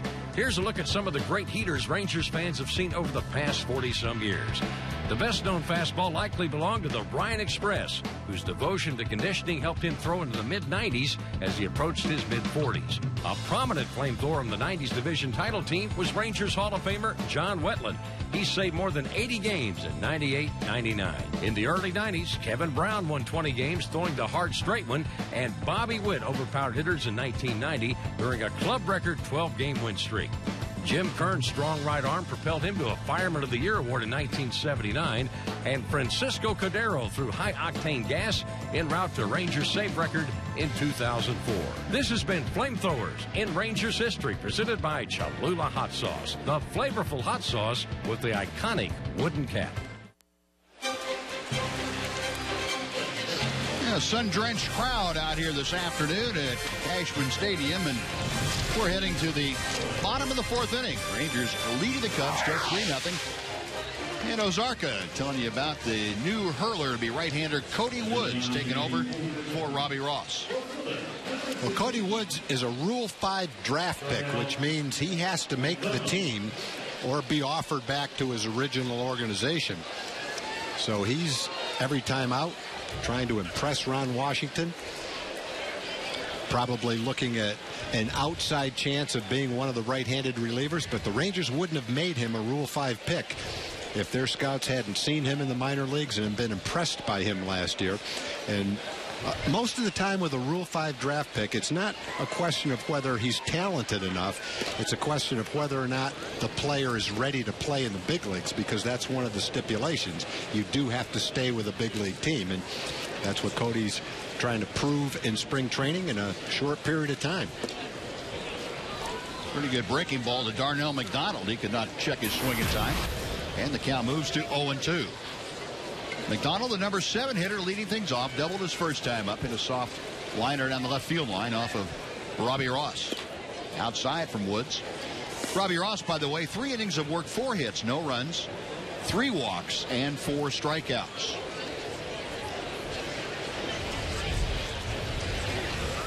Cody Woods, who toiled in the Colorado organization, comes back to the plate, and it's fouled away.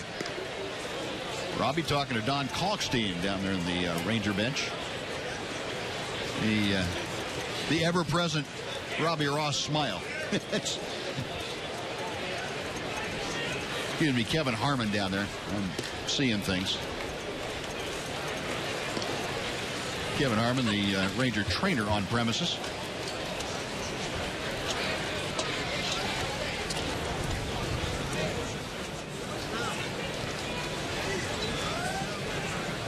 Woods with the 2-2. Called strike 3. Pretty good fastball right there. 92 miles an hour from that side winding action. You see why that'd be tough to pick up for a right-hand hitter. Starting off the outside corner, coming back a little bit. That's one of those Swanson TV dinner freeze jobs. I'm trying to think of the other pitcher that threw like that about 15 years ago. He pitched for the Pirates. Trying to work on that. Okay. You don't see many guys, though, that throw from that sidearm action that throw 92 or 93 miles an hour like he does. Usually when you start to drop down like that, the velocity drops down a little bit with it. A lot of sidearm, especially underhand arm pitchers, are in the low 80s to mid 80s. There's a changeup from Woods. It drifts off the outside corner. Brad Nelson, a strikeout victim, his only time to the plate.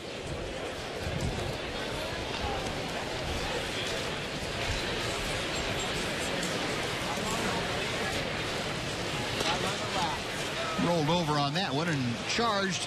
Picked up nicely by Yannervis Solarte, an off-balance throw. And Nelson's retired. They're a 2 away for J.C. Buskamp. Yeah, I think every nice play that Solarte makes out there, whether he's playing shortstop, third base, or second base, gives Ron Washington another little reason to keep him in the back of his mind as a utility infielder. Key for Solarte will be how well he plays at shortstop.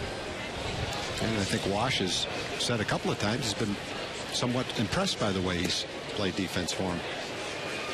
Buskamp a rip and a miss, and it's 0-1. Yeah, and the thing about Solarte, too, you get a little bit of offensive advantage with a guy like him as one of your utility men. This is popped up on the infield. Solarte and Alberto, and now on the right side, Solarte right in front of Mitch Moreland. Moreland starts to run him over, but Solarte stays with it and makes the grab. A 1-2-3 inning for Cody Woods and the Rangers. We finish 4. It's the Rangers 3 and the Cubs 0 on Fox Sports Southwest.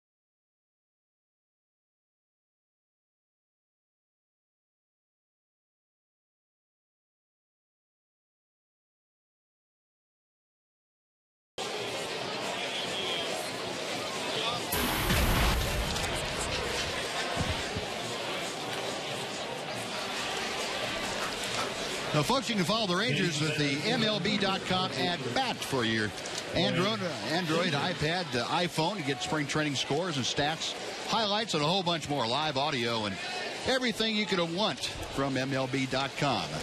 Text @BAT to 31826 or visit TexasRangers.com.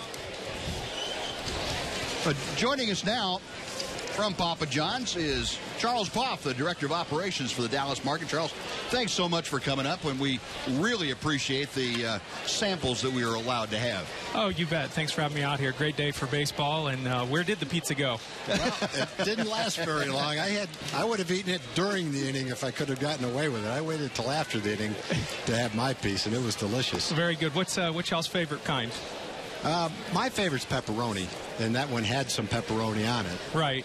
And I've never had a pizza with Cholula hot sauce on it. I even tried that, and that was great, too. So it's pretty good. Little looper, and that eludes Darwin Barney. That's something you don't see the sure-handed Barney have much of a problem with. A little bit of breeze, though, and some sun problems, and Barney couldn't quite come up with that. That's going to be an error on Darwin Barney. That puts Greg Gentry aboard to start off the Ranger. Barney made 2 errors in 155 or so games last year, so for him to miss that ball is really rare. Barney out there with his green St. Patrick's cap on. He'll blame that for the error. That can't wear green and expect to make those plays. Charles, tell us about the Ranger 7 promotion. Great promotion. We're in our 3rd year of it right now. Anytime the Rangers score 7 or more runs in a game the next day, go online to papajohns.com. Put in the promo code Ranger7, 50% off your entire order online. Wow. Fantastic deal. That happened a few times last year, too, didn't it? Happened 44 times, 44 and times? We're hoping to get 44 again. Great.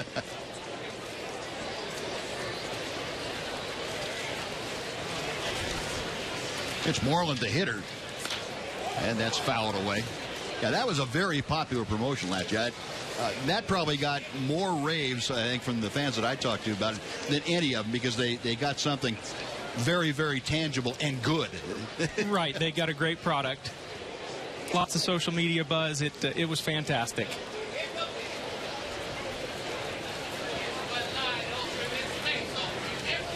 I noticed that you have a double pepperoni pizza that's going to be offered again. And since I like pepperoni so much, I was interested in that. It's a great pizza. We've had it before. We're rolling out it again March 25th. It's our double-layered pepperoni. Fantastic.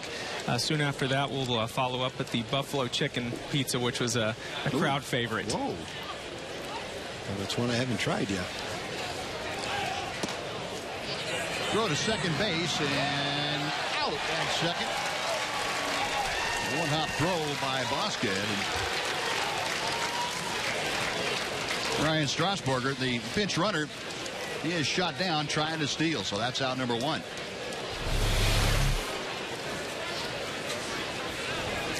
A nice throw, but a nice play. Catching that on the short hop and still making the tag.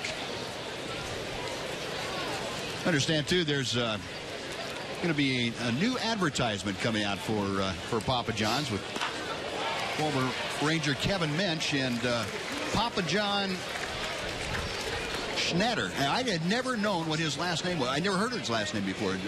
Papa John Schnatter, though. That is it. Wow. Papa John, great guy. Commercial will be out soon. Also Chuck Morgan. Everyone knows Chuck, and that's all I can say for right now. Oh, man. So stay tuned. I'm going to watch. I got to see Kevin Mensch. Of course, during football, we saw Papa John every week with Peyton Manning, giving away everything. Right, 2 million pizzas. Yeah, Kevin's not going to be at that level yet. I don't think. Is he 2 million? I mean, he could probably get an extra million, but not 2 million. Right, not 2 million just yet. Mensch will talk him out of it, though, if there's a way.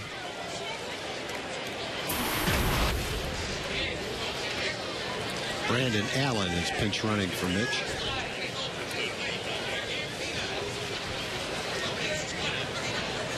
Changes coming a couple of innings earlier today than they did yesterday.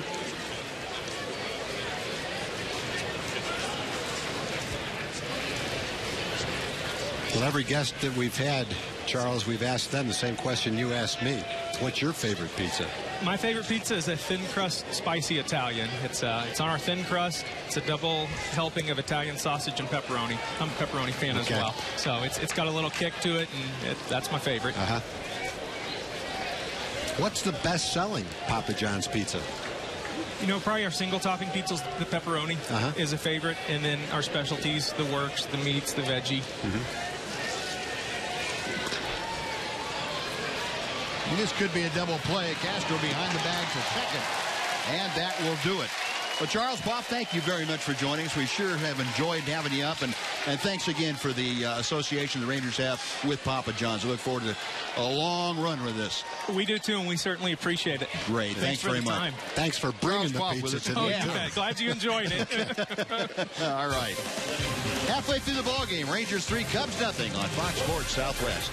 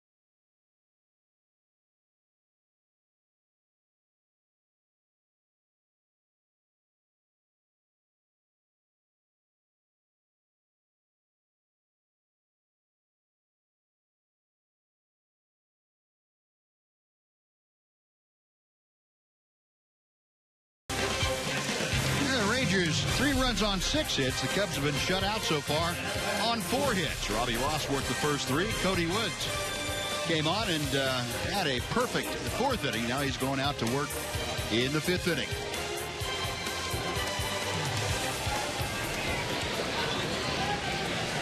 Crowd on berms on either side. Foul territory here in the left field line, down the right field line. Enjoying a beautiful sunny afternoon, albeit a little bit windy as we start off here.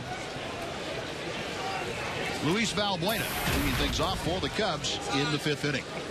Well, Buzz, we were looking at Cody Woods for the first time from that kind of sidearm delivery and remarking that he has nice velocity from down there that you don't always see from a guy that drops down that far, 90 to 92 miles an hour. And I mentioned that he reminded me of another right-hand pitcher that used to play for the Pirates.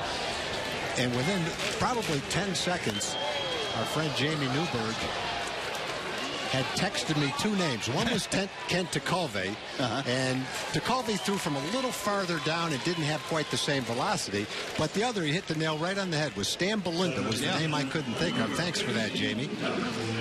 Yeah, you're right. They had almost the same arm action, and as I remember, he was a guy that was 92 or 93 miles an hour, too. Yep, sure was. But you're right. From that angle, you don't see guys throw hard. I mean, over 92. Not very often. 91 or 92. And with the deception that a lot of them have, they don't need to. Right. When you think of Darren O'Day, Darren, I guess, was, what, 86 to 87 miles an hour, right around in there? But a lot of times, it doesn't really matter what the radar gun says. It's what the hitters tell you.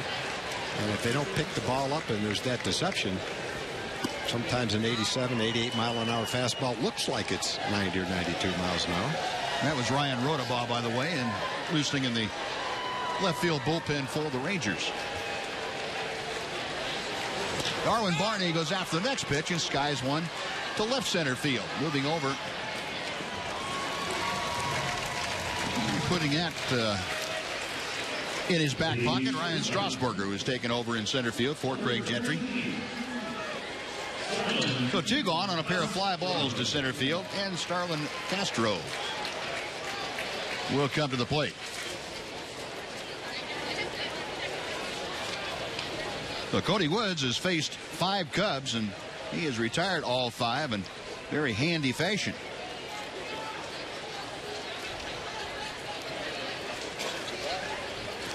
Castro walking an infield single, and he couldn't stop his swing there. Kind of a feeble wave after he recognized it was breaking ball.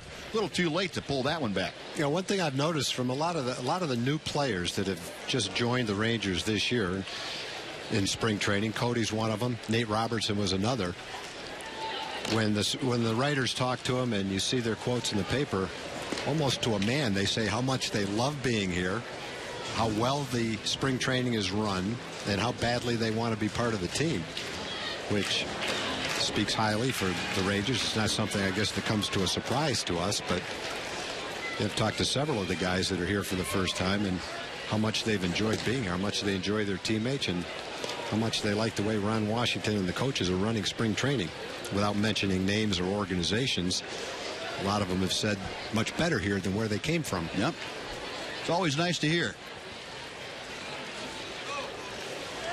1 ball, 2 strikes the count. Woods back to the plate. Called strike 3. Turns Starlin Castro into a statue at home plate.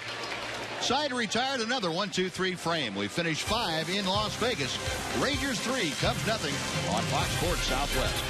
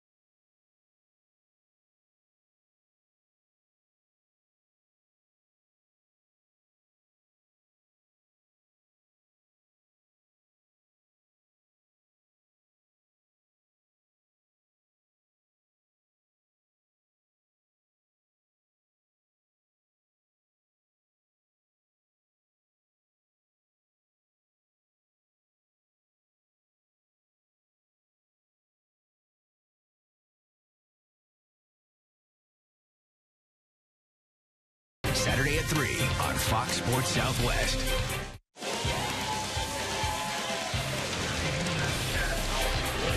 Rangers on top 3-0 as we head to inning number 6. It would be Nervis Solarte as the scheduled hitter to start things off. Rangers 3 runs on 6 hits. And for the Cubbies, no runs on 4 hits. Solarte stepping in 0 for 2. He has popped out and flied out. Esmelin Caridad is the new pitcher for the Cubs, and he fires a strike. Kind of a short-arming right-hander. The Ozarka pitching change showing you the numbers on Caridad. Last year at AAA Iowa for the Cubs, 44 ball games. 1 ball and 1 strike.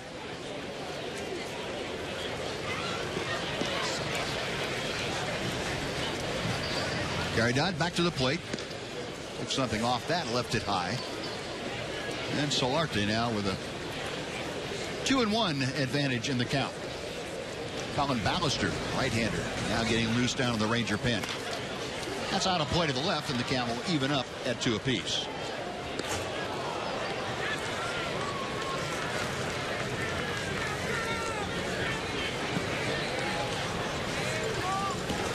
Solarte, the switch hitter, now up there from the left side of the plate. Fly ball to left field. The wind will hold that one up. And McDonald puts it away. That is out number 1.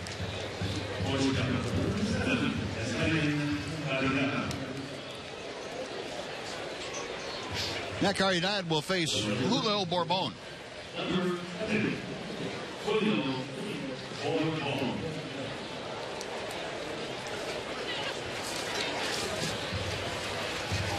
Bourbon this afternoon has tripled. Drove home his 7th spring run of the year with that 3-bagger back in the first inning. He's also tried to bunt his way aboard, but was out on a nice play by Brad Nelson, the first baseman. Fouls that pitch to the left. And it's 1 ball and 1 strike.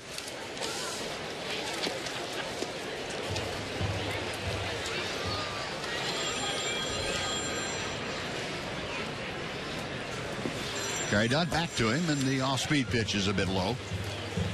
2-1 now to Bourbon.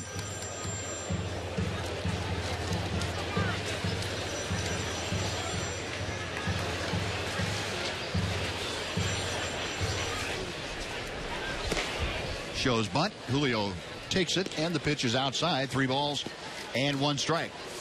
So Bourbon trying to get aboard here with 1 out of the 6th inning. Mike Olt, Ranger right fielder today, is waiting in the on-deck circle. Ground ball to the right side. That is into right field, a base hit. He had no chance for that one, boy. That ball, even if he got in front of it, that ball was going to take a hop that was going to be tough to handle. Yeah, you remember we talked about the firmness of the infield? That came into play right there. That rock hard, that second bounce with a little bit of topspin on it, shoots right on by Brad Nelson, the first baseman. Well, 2 more hits for Julio. 2 for 3, had a triple and scored a run in the first inning to go along with that base hit. Like Jared Hoying is going to take over as the pinch runner at first base.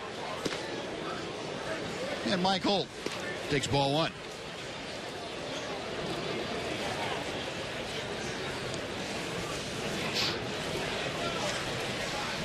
Old 0 for 1, a ground ball and a walk today. Out of play to the right. And the count evens, and a ball and a strike. Mike getting the opportunity to play in right field today. And the Dominican Republic, the team that Nelson Cruz is playing for in the World Baseball Classic, will be playing, let's see, they start tonight, I believe, that's tomorrow night. And then the final game is on Tuesday up in San Francisco in the World Baseball Classic.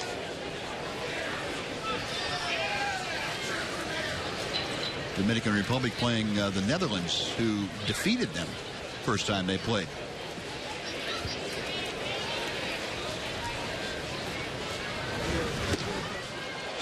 Rip and a miss, and it's 2 balls, 2 strike.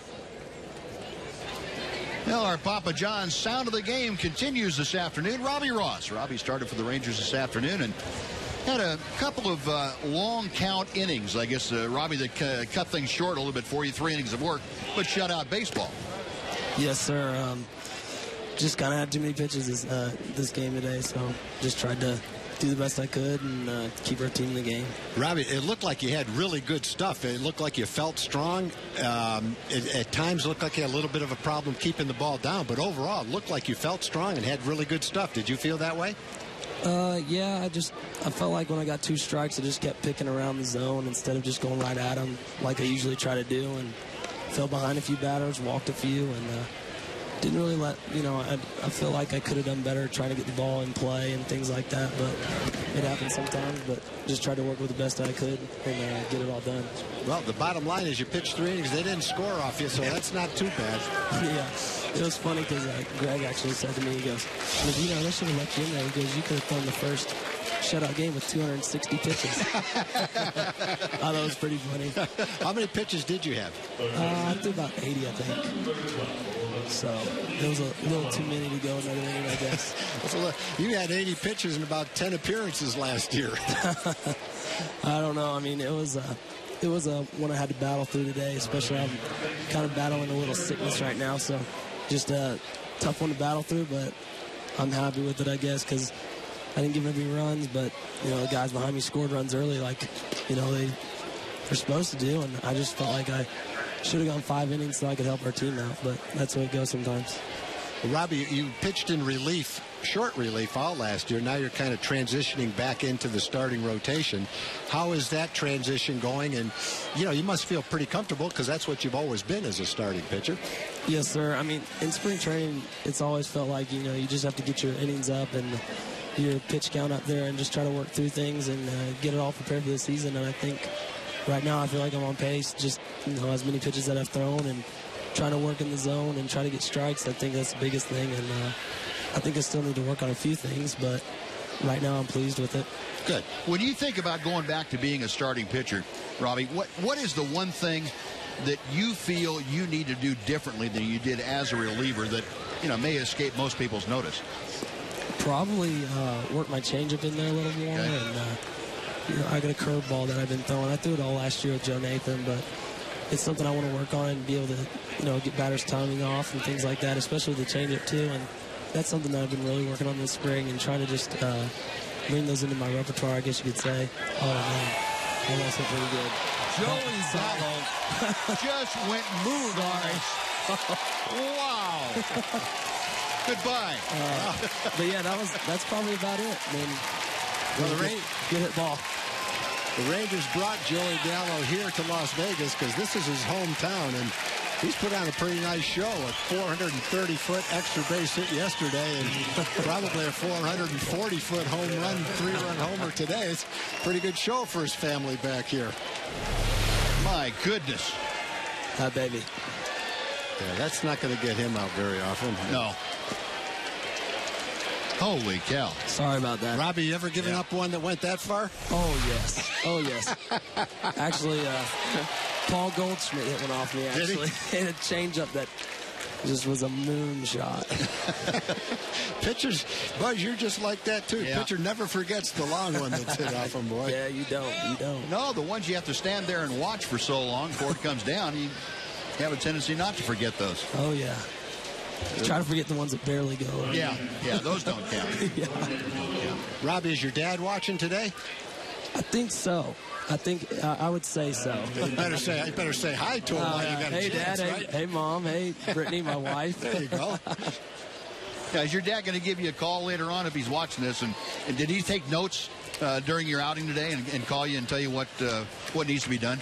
Oh, yeah. I'm sure he's going to tell me, good job. I mean, you didn't give up any runs, but, obviously you looked like you were picking around the zone. And it's kind of nice because, having a catcher as a dad, it used to be a catcher. He tells me a lot of things and helps me out with a lot of scenarios and different situations. So it's nice, but it's also good to have someone there when I'm not doing well, too, to be able to just encourage me. And having a family and a wife that can do that for you is huge. There you go. Well, Robbie, congratulations. It's good to see you get the shutout innings, and even though you had to work a little harder than you wanted to, a nice outing today. Look forward to seeing you as the season gets going. Hey, thank you guys. Appreciate the time. Thanks for joining us, Robbie. All right, Rangers now lead 6-0 as we head to the bottom of the sixth inning on Fox Sports Southwest.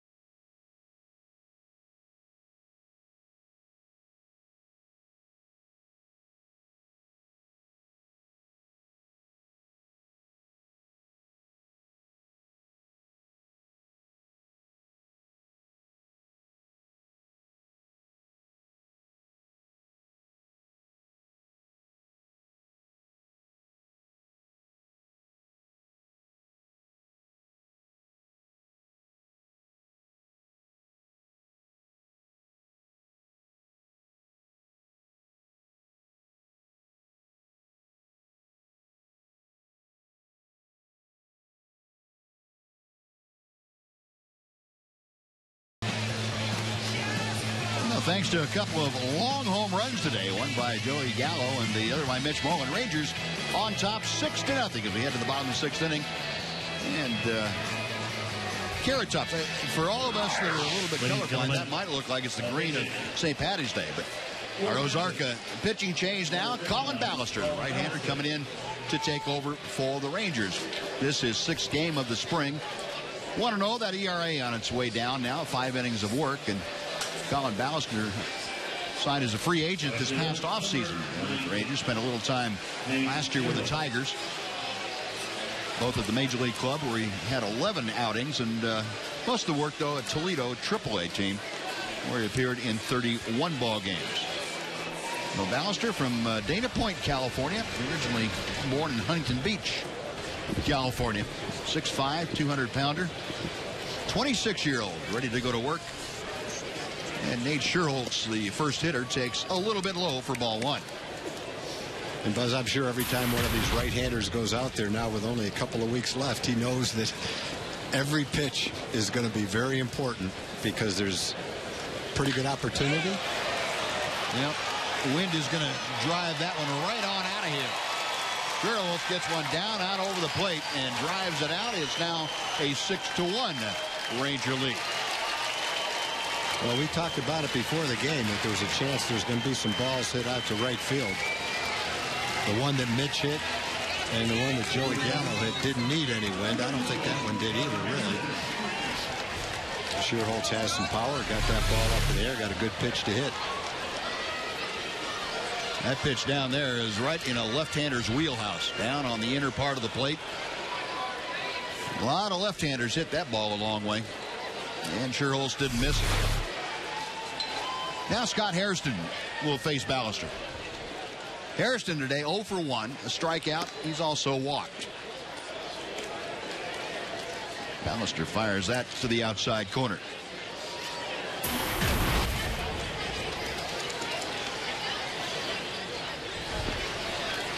Right-hander back to the plate. That breaking ball has popped up on the infield. Joey Gallo looking up into the sunlit sky, takes it, and that is out number 1. See, we've got someone else playing third base now. You're right. Let's see, we've got... That would be Drew Robinson. Drew Robinson playing third. Thank you. I'll tell you what, it's not easy to keep track of the changes when you're talking pizza and hot sauce and guys are coming and going.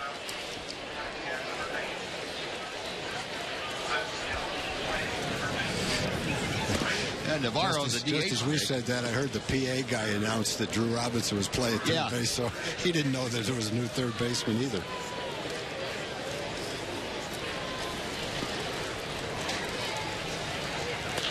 Pitch to.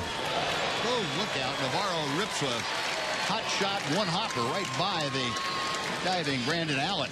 Yeah, that's about all Brandon could do there. And unless you're crazy, that's the only way you're going to try to field that. You get in front of that ball, you're going to be carted off in a stretcher. You get out of the way, get your head out of the way, and put your glove up and hope you catch it. Otherwise, you'd be picking seams out of your teeth. It's a shot in the dark. The 1 on, 1 out. Darnell McDonald now up for his third at bat of the afternoon. McDonald 1 for 2, a double and a strikeout. Good breaking ball from Ballister.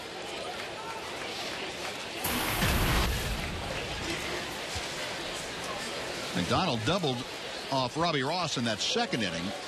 That was when the Cubs got runners as far as second and third with 1 out, but Ross able to work out of that jam unscathed.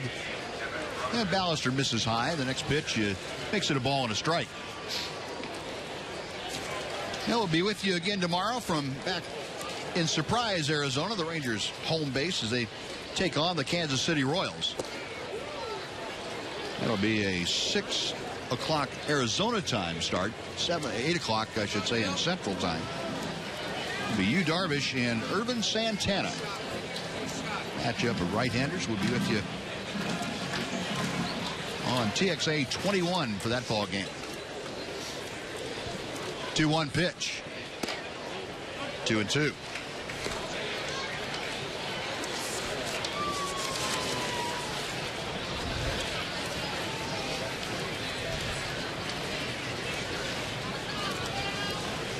Ballister nods in agreement, comes set. That's fouled on a play to the right. And we'll try it again at 2 balls and 2 strikes. Rangers 3 runs on 9 hits. Cubs 1 run on 6 hits.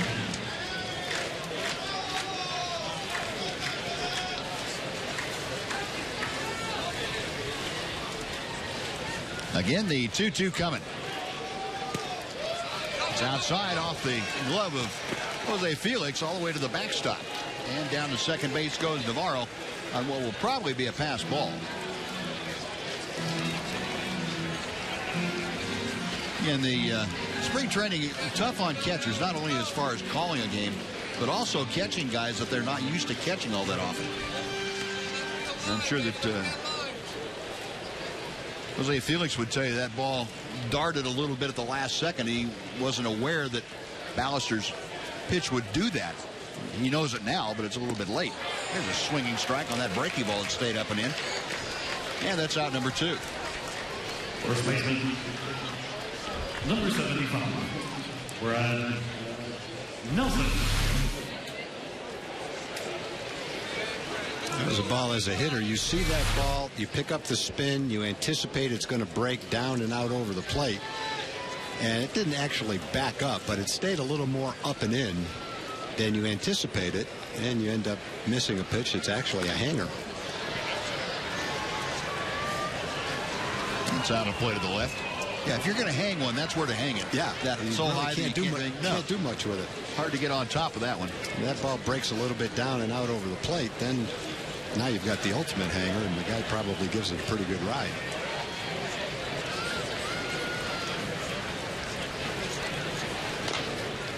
Chopper foul off the bat of Brad Nelson. The count moves to no balls and 2 strikes. Nelson today a strikeout and a ground out. Rangers will play the Cubs again on Tuesday and over in Mesa. That'll be the last of the 4 meetings for this spring between the 2 teams. Right now the Cubs and Rangers have won 1 each, and the Rangers have the advantage here this afternoon, 6-1. The ball and 2 strikes.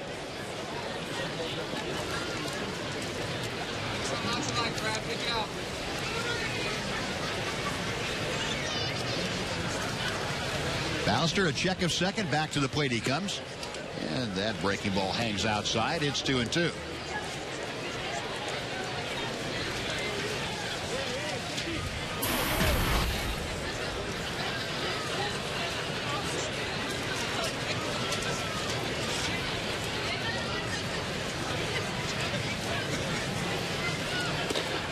Just missed. The count has gone full. So Nelson trying to extend the inning. He's hitting in the number 8 spot. He is able to continue things. The 9th place hitter would normally be J.C. Buscan, but that is not the case. There's going to be a pinch hitter out there in the on-deck circle. That pitch fouled down. That got a pretty good piece of Brad Nelson.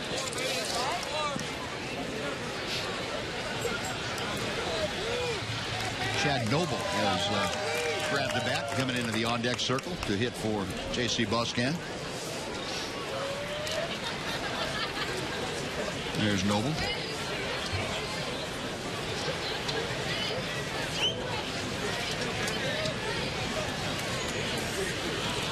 Again, the 3-2. Into right field, a base hit. Navarro's going to be held up at third. He does not run very well, to say the least. And Cubs now will have runners at the corners. And Noble will get a chance to hit with 2 outs. Catcher, number 87, Chad Noble.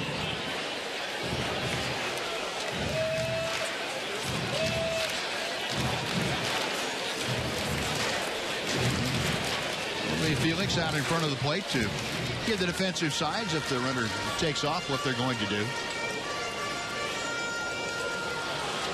Chad Noble stepping in for his first at bat of the afternoon.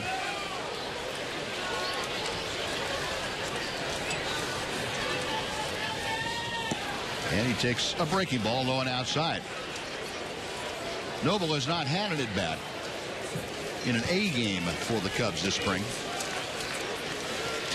One of the many minor league players that the teams have brought along on this road trip. High and tight, and the count moves to 2-0.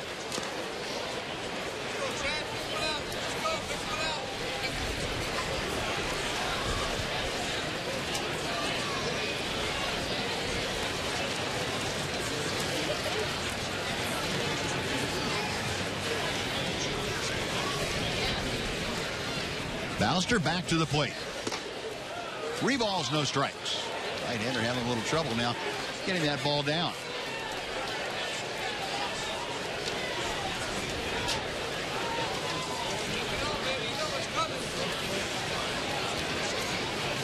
Couple of big size out there for the 6'5" right-hander. Now he's ready. 3-0 pitch. Right down through there.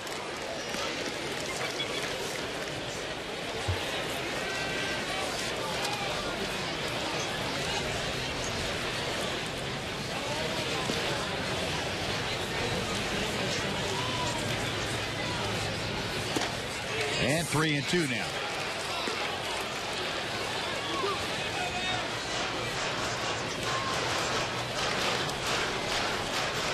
So with 2 outs, Brad Nelson will be off and moving on the next pitch from first base. Ballister ready. Runner on the move, the payoff pitch. Sky to shallow right field. On run in for Holt. Pulling up now as he nears the line and makes the grab. That will do it. So the leadoff home run by Nate Sherrill is the only damaged inning. 2 other hits and 2 left for the Cubs. On to the 7th we go. Rangers 6, Cubs 1 on Fox Sports Southwest.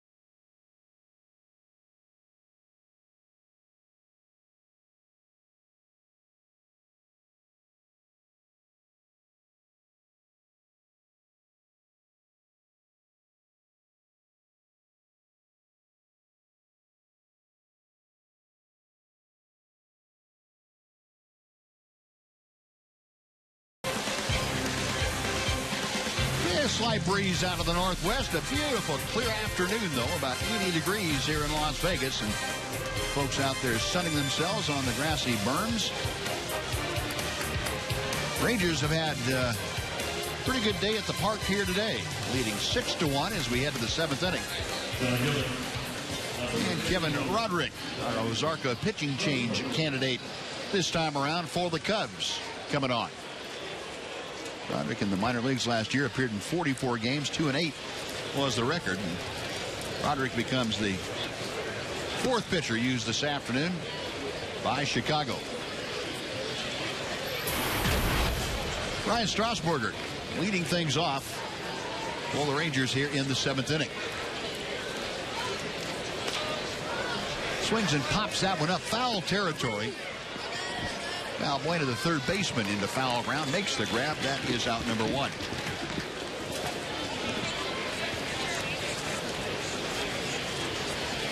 The So Roderick gets the first hitter he faces. And now Brandon Allen will step to the plate.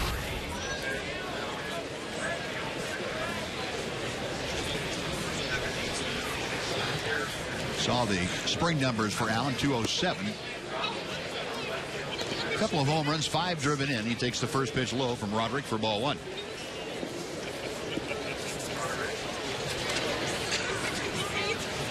Kevin Roderick back to the plate. And it makes it 2 balls and no strikes. Jeff Beliveau, left-hander, getting loose down in the Ranger bullpen down the left field line.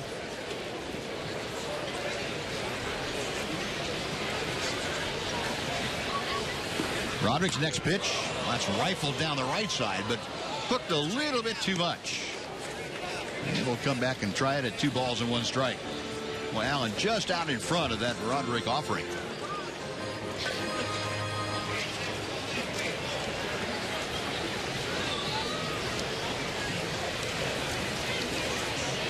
Ron Washington, seen his ball club have their offense break loose in this ball game.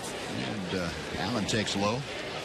It's now 3 balls and 1 strike. And the offense for the Rangers split squad team down in Peoria has broken loose against Seattle. They have taken a 3-2 lead over the Mariners. That ball game now in the top of the 8th inning. Rangers have been trailing 2-1 and broke loose for a couple of runs. So pitchers duel down there. Rangers are on top of that one. A chance to sweep a split doubleheader, split cities doubleheader. Jose Felix now will step in after Brandon Allen draws the walk.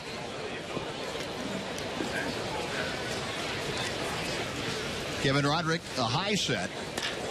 That ball is blasted to left field. Way back goes McDonald near the warning track. It is gone. I thought he was going to catch it the way he was looking at the ball. I did too. Jose Felix really put a charge in that. It was against whatever breeze there is now. And he drove it right on out of here. Off the bat, it looked like it was a home run. Then I watched McDonald go after the ball the way he was looking at it. Made it look like he was going to catch it. The shortstop, number 68. Obviously. Jose Felix, his first home run of the spring. Rangers using the long ball today. Mitch Moreland with a long one to right. Joey Gallo with a long one to right field. 2-run homer, a 3-run homer, now a 2-run homer for Felix. Now Gilder Rodriguez is the hitter, his first at bat of the afternoon. And ball 1 is out of the zone.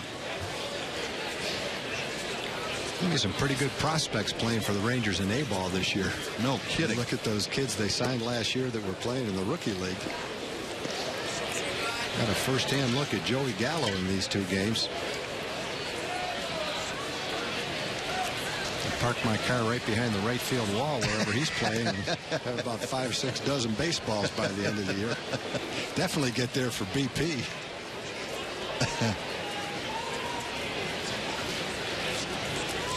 Gilder Rodriguez, the 167 spring average. Ground ball up the middle into center field, a base hit.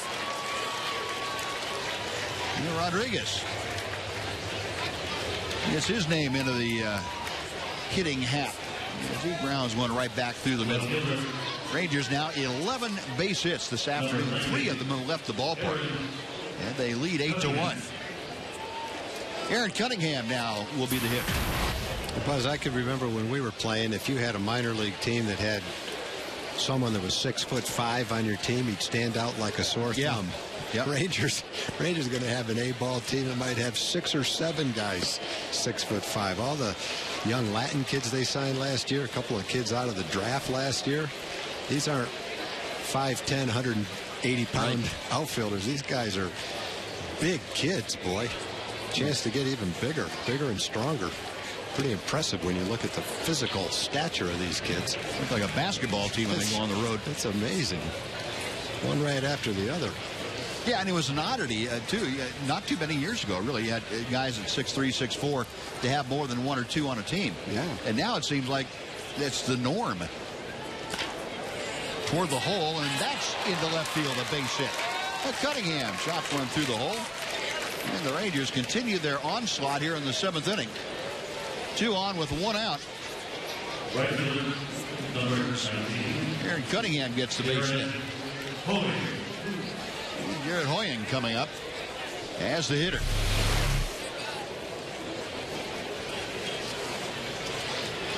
The ball staying up enough in the strike zone that Cunningham able to go out and hook it through the hole. Rodriguez at second, Cunningham at first. Here's Hoying with his first at bat. Hitting 167 for the spring. And that sinker from Roderick outside for ball 1.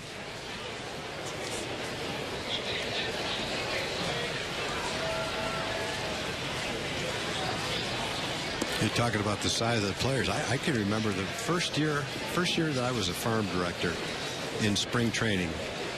One of our scouts was in spring training watching the minor league games. And afterwards, after the games, I was sitting there talking to him, and he said, "Our kids don't have a chance. All we've got is little guys." I started looking around. He was right. It wasn't that they weren't 6'5". We didn't have guys who were 6 feet tall. There was just a whole fleet of guys that were, good little ball players. They were 5'10", 180 pounds. They could all play, but some of them were athletic, some of them weren't. Right. These kids are all, you can tell they probably played other sports. They're all athletic. 3-1 the count to Hoying. And that comes back for a strike. It's a full count. We'll watch him get on the bus. We've got a lot of young players out here on the trip with us. Pitchers, outfielders, infielders. And it's unusual. We got 2 number 19s. That's a little bit unusual in itself. But it's unusual if you see someone get on the bus that's our height. Yeah. Every kid that gets on the bus we're looking up to. Well, that explains why I had Hoying hitting 6th and Cunningham hitting 7th. You had the wrong 19. They're both 19.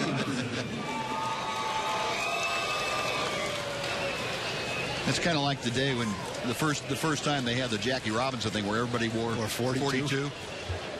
Who's playing? Who's hitting now? Number 42. Oh, okay. Drew Robinson, his first at bat, and a swinging strike 1. You're watching Drew Robinson hit during batting practice. He's no slouch himself. No, he's a definite young prospect for sure. He and solid year last year in A-ball. He and Gallo were hitting back to back, and they lost a few baseballs today. Let's put it that way. The thing I like about both of them is it looks like they'll take a walk too. They're not wild swingers. Now Robinson pops out to end things here in the 7th inning. The Rangers, though, getting a couple of more runs. On 3 hits, they lead 2. Stretch time on St. Patty's Day. It's the Rangers 8, the Cubs 1 on Fox Sports Southwest.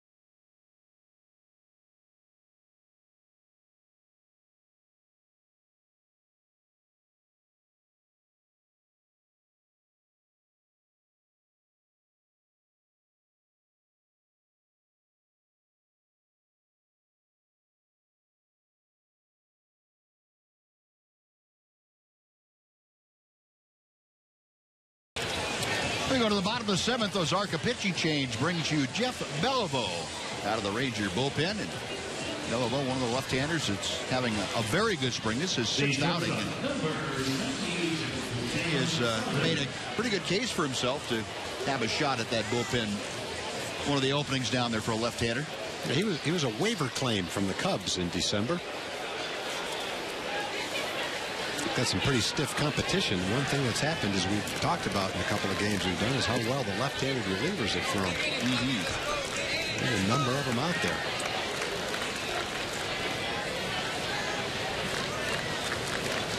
Beliveau facing Tim Saunders, who's taken over in the top spot in the order. Saunders trying to check his swing and couldn't do it. It's 1 ball, 1 strike. Beliveau just turned 26 in January of this year from Rhode Island. It was the 2005 Rhode Island Gatorade Player of the Year in high school. Throws a knee-high strike, and it's 1-2 to Saunders.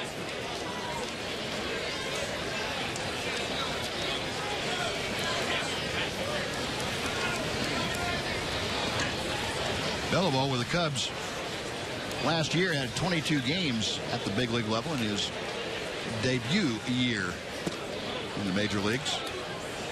With 1-0 with a .458 earned run average. I'm going to come out and check this. I didn't notice him shaking his arm or anything, but Kevin Harmon, the trainer, is going to come out with Wash and Mike Maddox. And that means something's bothering Jeff. And Beliveau, the way he was standing on the mound, looked like he was a little surprised they were coming out, yeah, too. I didn't see him do anything that would indicate that he was hurt.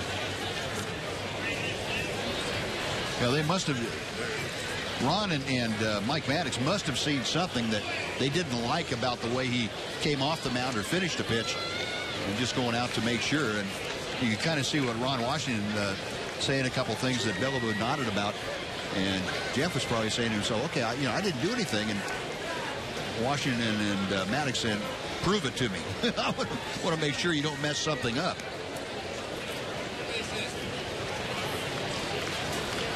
Now it's 2-2 now. Got him swinging. Well, whatever he did, he's going to have a bunch of guys trying to do the same thing if you're going to throw it like that right afterwards. Saunders gone on strikes and is out number 1. Good two-seam fastball that he gets Saunders with. And now it's Edwin Masonette. Masonette for his first at bat of the day.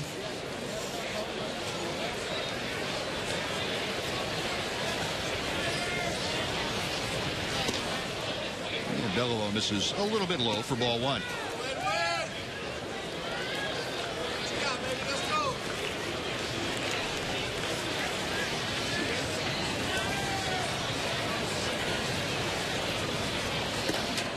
And ball 2 sails outside.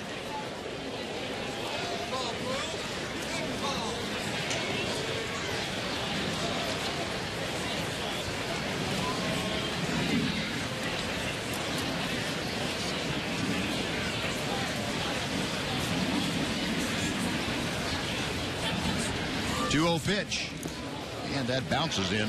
3 balls, no strikes. Now, from surprise, Justin Graham has given the lead back up to the Seattle Mariners here. Seattle scoring 2 thus far in the bottom of the 8th inning after the Rangers had taken the lead with 2 in the top of the 8th. So Seattle back on top 4-3. Wilmer Fontenot on the ball game, trying to close that inning out.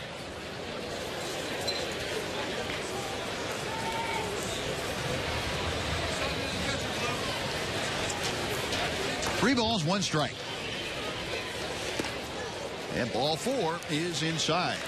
Now Masonette draws the 1-out walk. He is aboard for Elliot Soto.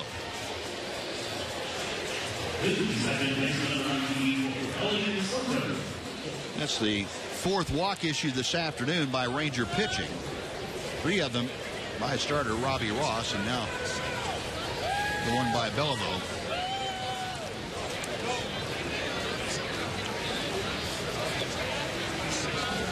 Soto, another minor leaguer, up with the ball club for this road trip. And he takes outside, ball one. That will elicit a visit to the mound by Jose Felix.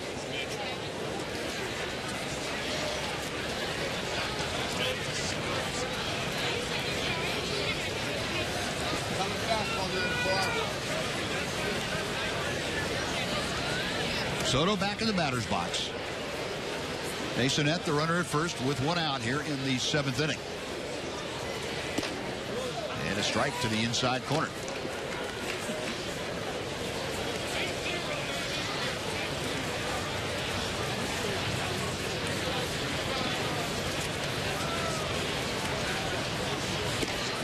Strike two, knee-high fastball. Beliveau coming back to get the advantage in the count. Left-hander sets a check of first. Got him swinging. Nice comeback after the walk. Both outs in the inning have been via the strikeout.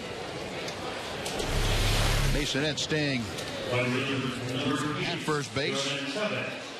And here's Jeremy Chavez.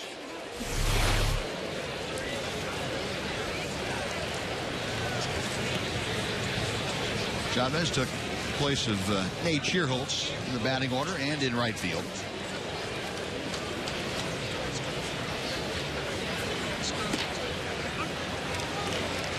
And strike one is dealt by Jeff Beliveau.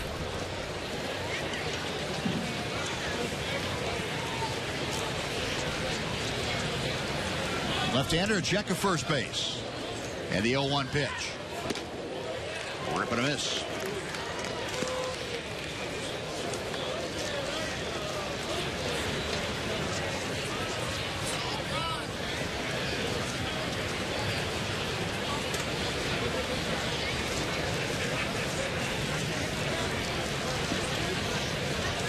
Chavez doing a little groundskeeping work on that batter's box. Now he's back in, ready to go. And so is Beliveau. Fastball just off the outside corner.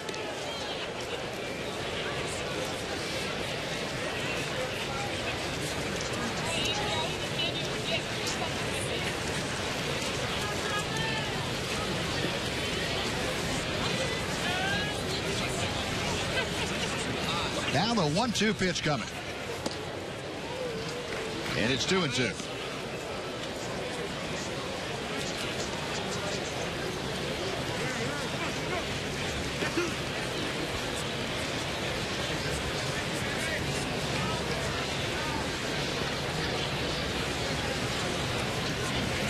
Beliveau, the 26-year-old left-hander, ready to work. 2-2 pitch. That is chop foul.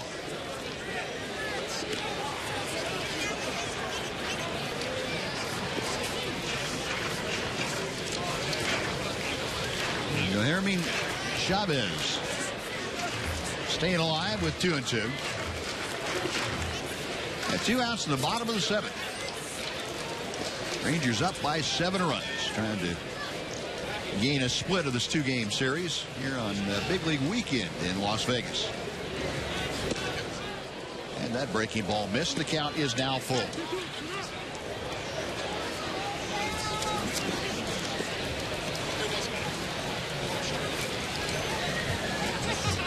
Now with 2 outs, Soto, the runner, I should say Masonette, the runner at first, will be off and moving with the next offering. Beliveau, payoff pitch on the way. Hard hit ground ball by the dive of Robinson down the left field line. Masonette being waved around third. The relay throw will not be made. And sliding in head first with the second Chicago run is Edwin Masonette. It's now an 8-2 Ranger lead. As Jeremy Chavez doubles down the line and left for the RBI.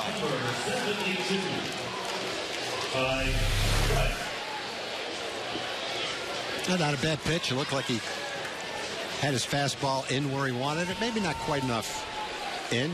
Playing off the line, Robinson wasn't able to get over to it. Ball got down the line for an RBI.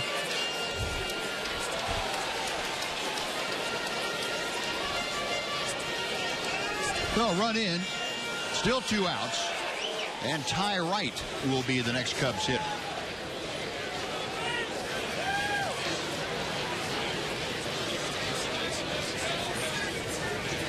Bellamo, check of Chavez at second. Ball 1.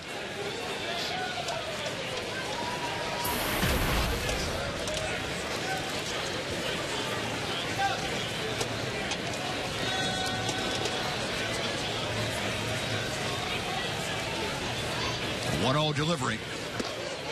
Ripping a miss.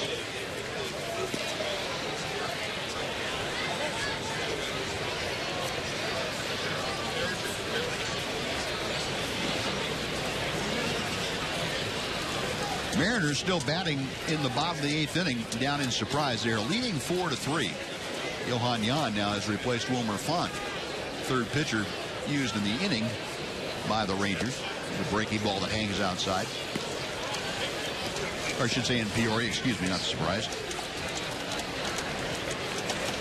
Mariners. Be a good game in Surprise tomorrow night. Rangers in Kansas City. You get to see Yu Darvish and Irvin Santana. Irvin Santana, that's right. Be a good pitching matchup tomorrow. Little looper into foul territory. Brandon Allen on the run, can't get there in time. It drops untouched, and the count is 2-2. Darvish is having an excellent spring. Says he's a lot more comfortable this spring without all the media surrounding him everywhere he went. Wanting an update on every side session, every bullpen session, every game. How many pitches did he throw? How do you feel? How many games are you going to win? Went through that last year. This year should be a little bit easier for him. He pitched against the Giants, suffered his first loss of the spring last time out, but really threw well. Limited them to just a couple of runs in his 5 innings of work. Well, it'll be good to see him back out on the mound. And Irvin Santana, one of the guys that Kansas City's hoping will give them a boost as far as their pitching staff is concerned, the starting staff. Well, when you add Irvin Santana to your rotation, obviously that's a frontline guy. And then you look at the trade they made with Tampa Bay, and they've added 3 frontline starting pitchers. Wade Davis was pitching in relief last year. And we saw him toward the end of the year. He was throwing as well as any pitcher we saw all year. He was throwing 96 or 7 miles an hour. Of course, James Shields, the other pitcher from Tampa Bay that came over, is a #1 starter.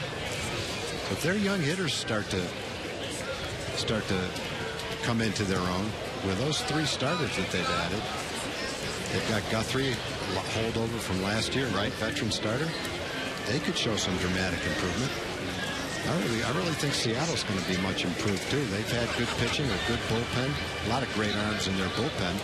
They have 4 young hitters who don't have to be the ones that they depend on with the 4 guys that they've added. They've added Jason Bay. They've added Raul Ibanez, another veteran. They've added Kendrys Morales, Mike Morse. They got in a trade with Washington, so they've got some middle of the order guys now that can allow the other guys to maybe hit first or second or 7th and 8th and not be the guys that they're depending on. Yeah, that ought to be a big benefit to the former Ranger and Justin Smoke too. You know, he was put in a position where he had to develop as a major league hitter and be the #4 hitter at the same time, or 5 hitter. Yeah, you know, all those guys, Seager and Ackley, they're all good young players, but they weren't at a point in their career where they could be the guys hitting 2, 3, 4, 5 in the lineup to carry an offense. Yeah, they might someday, but they don't have to do it this year. Our division's going to be a good division. We already know what Oakland's got with their young pitcher. And Seattle is much improved. There's going to be a lot of good baseball played in the American League West this year. 3-2 pitch. Up the middle into center field, a base hit. Round third coming in to score is Chavez, and the Cubs have cut into the Ranger lead again. It's now an 8-3 Texas lead as Ty Wright gets the RBI.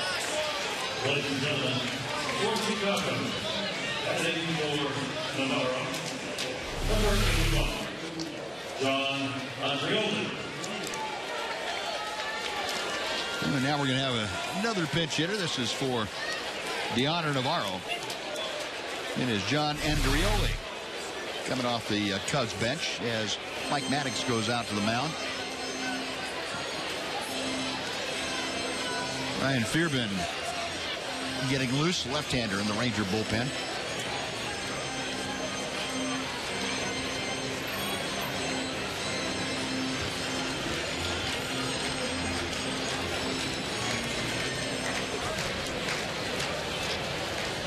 Andrioli steps in, facing Jeff Beliveau, who's had a little trouble now with the 2-out base hits.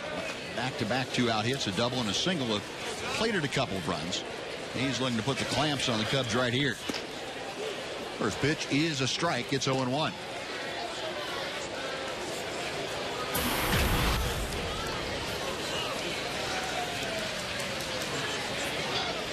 See Andrioli, this only his third at bat officially of the spring. It's 1 for 2.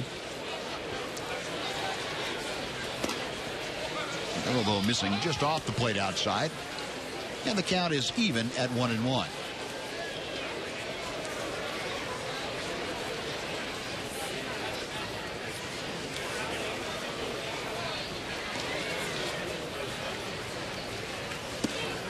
Pretty good breaking ball, but Andrioli able to check his swing.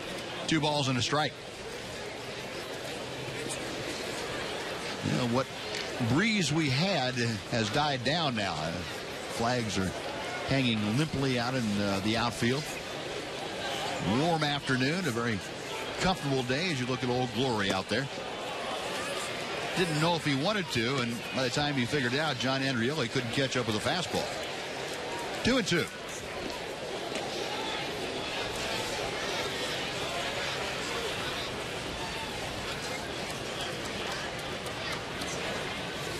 Jeff Beliveau ready. The left-hander deals. Got him swinging. Beliveau ends up striking out the side, but in between the first and last outs, gave up a couple of runs on 2 hits and a walk. We're going to the 8th inning here in Las Vegas. The Rangers 8 and the Cubs 3 on Fox Sports Southwest.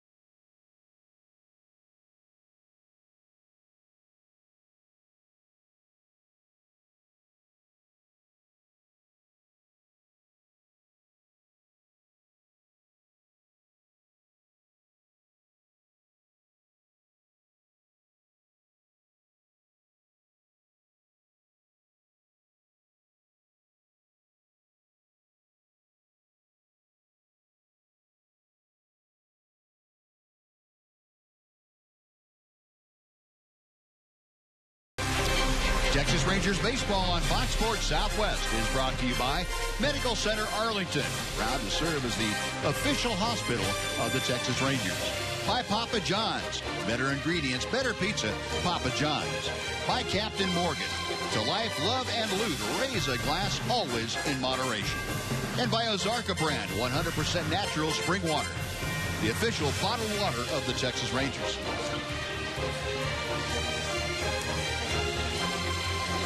The 8th inning here in Las Vegas, down in the valley, and looking out at the mountains that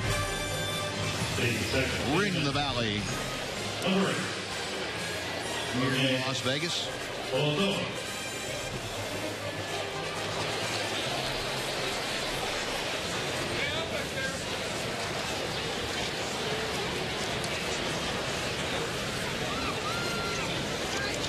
Brunette Odor is the hitter, and he is facing a new pitcher for the Cubs, and that would be right-hander Trey McNutt.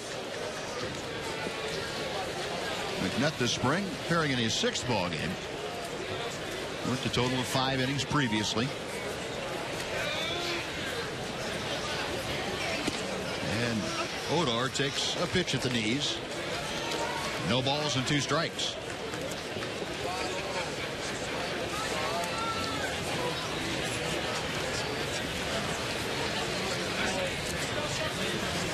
McNutt back to the plate. 1-2.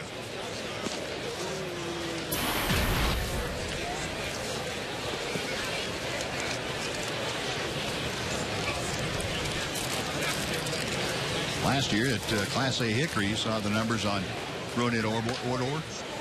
That is out of play down the left side, and we'll try it again at a ball and 2 strikes. Yeah, Odor is only 19 years old. He's a good young middle infield prospect. He's already played a couple of years in the minor leagues. Played a full season in Hickory last year. Ball jumps off his bat pretty good, too. I was watching him in batting practice. Not a very big guy, but not just a little slap hitter either. And he's gone here on strikes. He can't catch up to that high fastball. That's 1 away for Trey McNutt. And for the Rangers, the DH spot is coming up now. And Chuck Moorman, a catcher, is catcher by trade, is taken over for Elvis Andrus. And the pitch is a little bit low.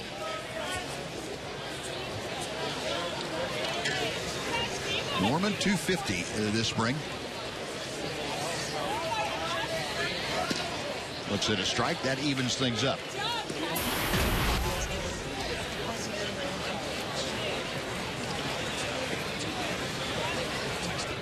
Last season with the Rookie League, Arizona League Rangers, 207. The average for Moorman. That's a bit low, and it's 2-1.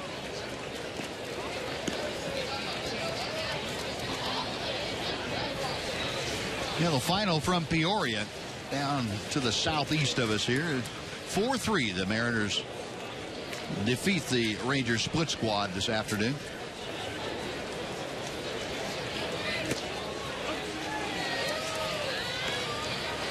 Two and 2 now to Moorman.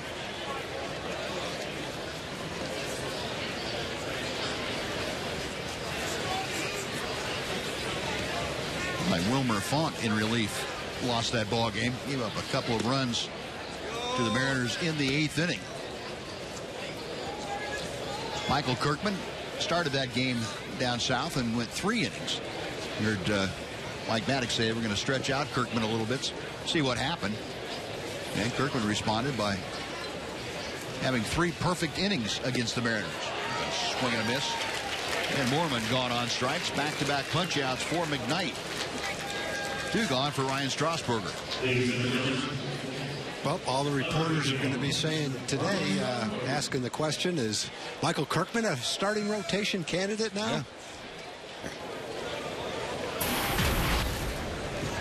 When we were talking to Mike, he didn't seem like he ruled out much.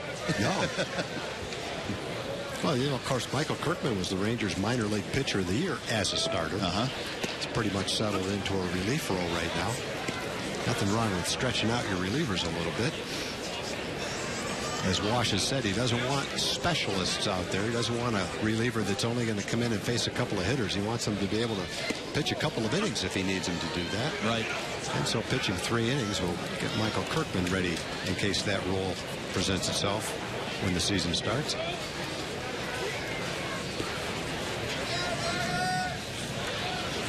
Oh, and 2 the count. Out of play to the right. Maybe one of the big headlines down there. Jeff Baker dropped below 500 with his batting average today. Went 1 for 3. 1 for 3, yeah. It's pretty tough to maintain a 500 batting average. He's down to 488 now. Boy, he has had some kind of spring.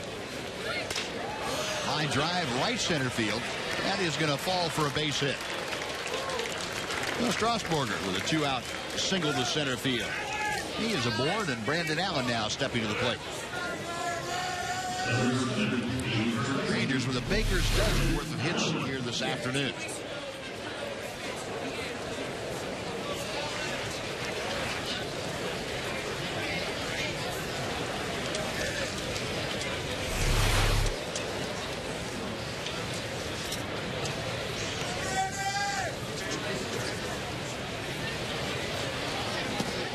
Allen takes a strike at the knees. It's 0-1.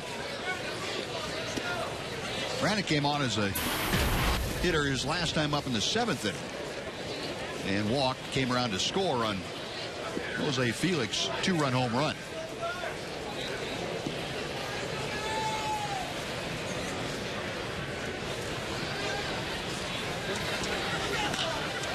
Allen going the other way and towering fly ball down the left field line. And that will do it. So the Rangers get a 2-out hit, can't do anything with it. And we finished 7.5 in Las Vegas. It's the Rangers 8 and the Cubs 3 on Fox Sports Southwest.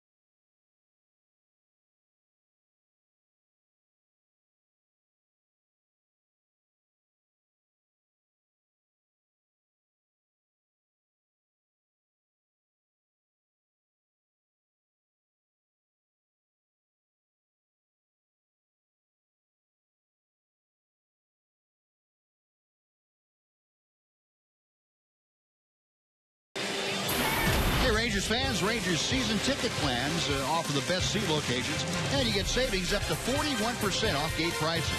Full and half season tickets come with fantastic benefits, including the priority opportunity to purchase postseason ticket strips. Order by 8 o'clock tonight, and you can include opening day in your plan. Learn more at TexasRangers.com.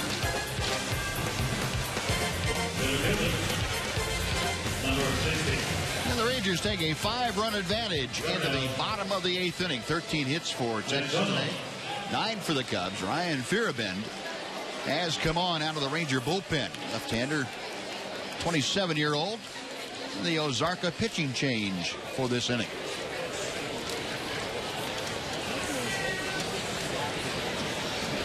Last season at AAA Louisville. 7 innings of work. Fearabend, a lot of arm issues since 2009, really. This is a little bit low for ball 1. Well, with Robbie pitching 3 innings, the other scheduled guys were Woods, Ballister, and Beliveau. There's a couple of extra innings today. Yep. So it's a good opportunity for a couple of guys to get noticed. Ryan's the first one. Someone's going to pitch the 9th inning.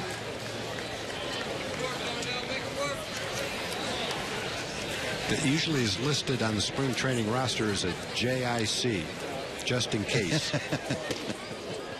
And ball 4 is inside, a 4-pitch walk. And Ryan Fearabend walks Darnell McDonald to start things off. And now Brad Nelson will come up. Fearabend, originally property of the Seattle Mariners, made his major league debut back in 2006. Spent 4 games in the major leagues in 06, was up for 13 games the next year, and then in 08 spent 8 games with him. Snap throw to first, and Fearabend showing you a pretty good move to first.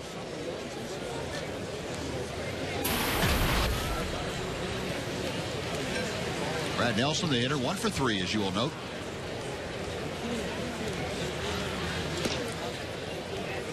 Five straight balls now thrown by Fearabend.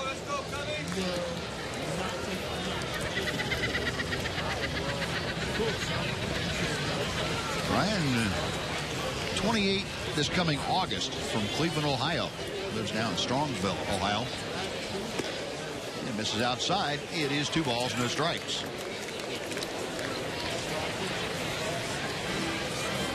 Ryan sat out the entire 2009 season. Had Tommy John surgery in March of that year.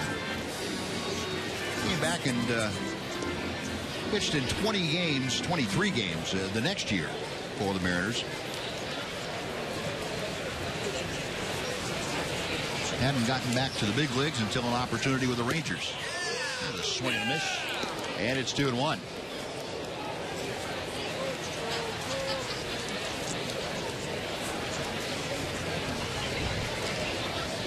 Beerman ready. A rip and a miss by Brad Nelson. It's 2-2. Last year, Fierman had a minor league deal with the Cincinnati Reds organization. That's when he was pitching in Louisville for those 7 ball games. Check swing, and the pitch is high. The count is full.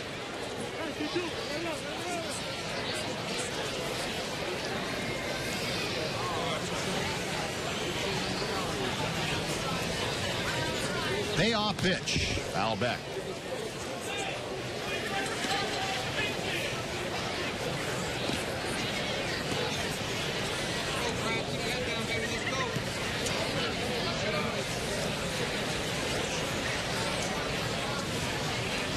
Again, the 3-2 coming from Fairbank. Right center field. Long run into the gap goes Strasburger to run it down. And making the turn, coming back to first base all the way is Darnell McDonald. And Ryan Strasburger able to run that down in the gap. A pretty good piece of running for the young center fielder. He had to go a long way to catch it. Well, it was hit pretty well. Nelson's got a lot of power. Might have gone a little farther if he hit it early in the game when the wind was blowing out straight to right field.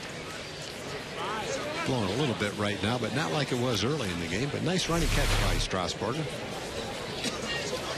So 1 gone, and Chad Noble now will step in for his second at bat of the day. Takes strike 1 from Fairman. Noble right out to right field. His only other attempt.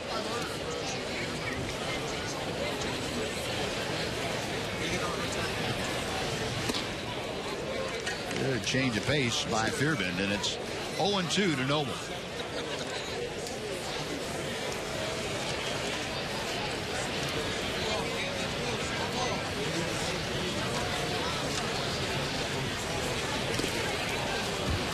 Still no balls and 2 strikes after the foul tip.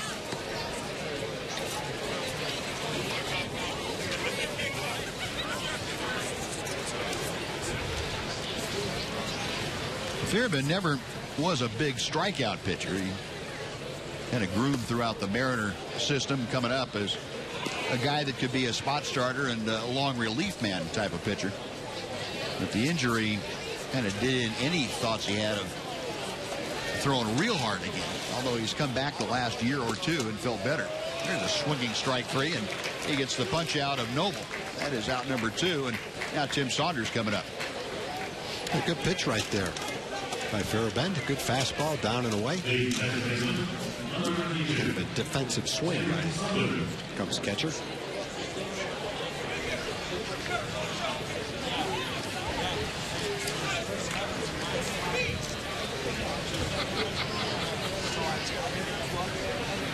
Fairman's first pitch to Saunders at the inside corner and missed off the plate.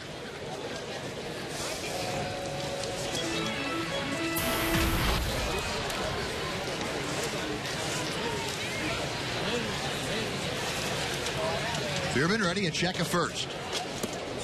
And he misses low. It's 2-0 now.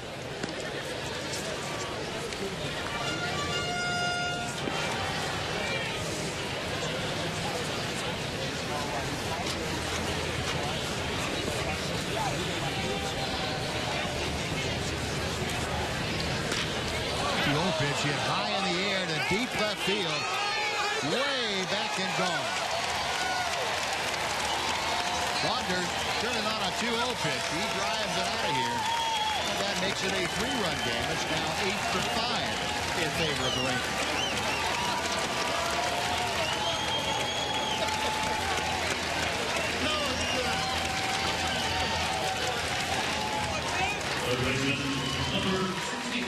Most of the damage today being done by the long ball. Fastball kind of came in toward the inside part of the plate, but on 2-0, I'm sure Saunders is looking fastball all the way and wasn't able to get it in on his fist. He got the good part of the bat on it, drove it right out of here. Now here's Masonette for his second at bat. Masonette, first time up, walked and came around to score on the Chavez RBI double. Durbin's 1-0 pitch. Took something off and got the foul ball. It's 1-1. Well, the Rangers with 8 runs on 13 hits. Action out in the Ranger bullpen, left field line. Rotobaugh getting loose once again. 2-1.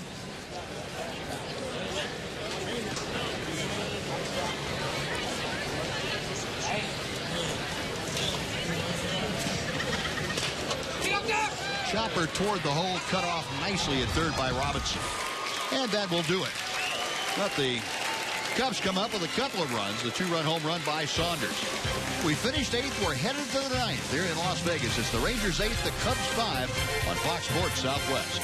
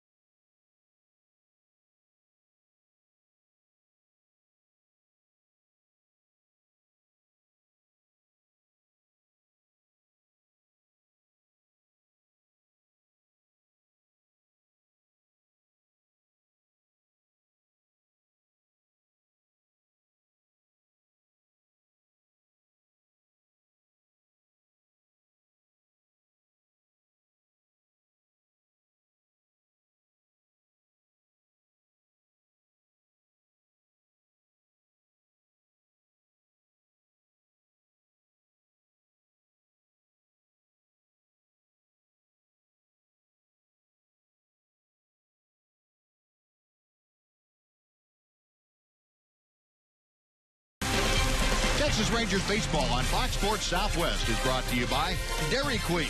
DQ, that's what I like about Texas.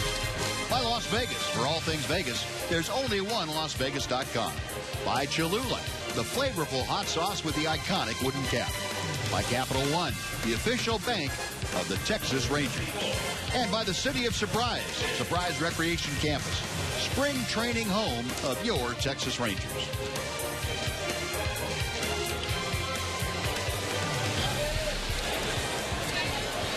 Marcus Hatley is the new pitcher for the Cubs, and he faces Jose Felix, who looks at a strike, gets 0-1. It'll be Felix, Rodriguez, and Cunningham here in the Ranger 9th inning. Texas leading 8-5. They have out hit the Cubs 13-10. And Hatley, another one of the minor league call-ups. The Ozarka pitching change brings you his statistics for this past year in the minor leagues. 40 appearances for Hatley. By the mound, behind second. Nice off balance throw in the dirt. Brad Nelson can't scoop it out. And we'll see what they do with that as far as a hit or an error. It looked like a scoopable ball for Brad Nelson, but anytime the ball goes in the dirt, the error going to the second baseman. It's a nice play to get to the ball. but he's got plenty of time to make the throw. And I'm kind of counting on an E4 on that one. Tim Saunders, the second baseman, and next pitch is driven to right center field. Long run back there. And a nice running catch by the center fielder. Boy, what a play that was. Darnell McDonald, I guess, let's see, Brad Nelson, the only two guys that started the game that are still in the game. McDonald started in left field. I think that's McDonald now. He moved over to center field. A lot like the play that Strasburger made last inning. Had a long way to go, playing kind of shallow, but ran it down right at the warning track. Nice running play. The 1 on, 1 out. Aaron Cunningham is the hitter. Takes high for ball 1. The ball that Jose Felix hit, by the way, was scored a base hit to start the inning off. So, boy, if I'm the hitter, I say thank you very much. Thank you very much. If I'm the pitcher, I'm saying this is the big leagues now. Well, you got a minor league pitcher on the mound, so he may not be aware of that yet. Okay. He will. That's one of the things you'll learn, I think. That's out of play to the right, and the count on Cunningham goes to a ball and a strike.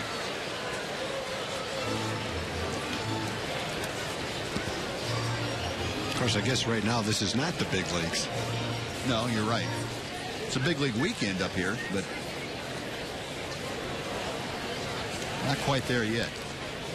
Well, it's the second year that we've been here for the big league weekend in Las Vegas, and I have to say that the people in Las Vegas have done a great job putting these games on. The accommodations have been great. The hospitality has been great. Even though the weather wasn't that great last year, it was still a great weekend. Today and yesterday, the weather's been absolutely beautiful. So from our perspective, it's been great to be here in Las Vegas for these games. Enjoyed it very much. Out of play to the right by Cunningham, and it's a ball and 2 strikes. Now, I couldn't agree with you more. You know, it's always an eye-opener, I think, when you come to a place like Las Vegas. There's so many things going on, and handle it almost seamlessly. They have the basketball tournaments and the UFC fighting and all kinds of things going on. And it's like, nothing else is more important than what you're doing. No. The MGM Grand, where we're staying, I was listening to some people talk on the bus the other day. They have 10,000 employees at that hotel. That's amazing. So when our traveling party of 50 or 60 come in there, that's like dropping the bucket to them. They don't even notice we're at that hotel. Hard hit ball, but it's a tailor-made double play if they can get rid of it. And in the dirt again. And the throw for Brad Nelson not hung on to. And Cunningham very quick getting down that line, but throw was in the dirt.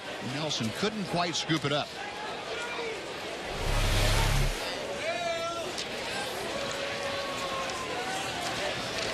Number 19, Jared Hoying. Well, give Jared Hoying a chance to hit. That would have been a pretty easy double play and get out of the inning.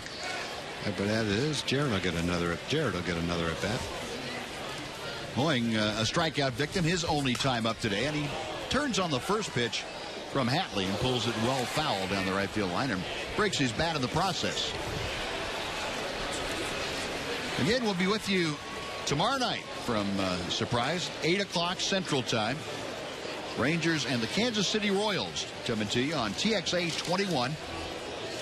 We have Yu Darvish and Urban Santana, and this would figure to be about the time that Yu Darvish would be expecting himself to go get into the 6th inning.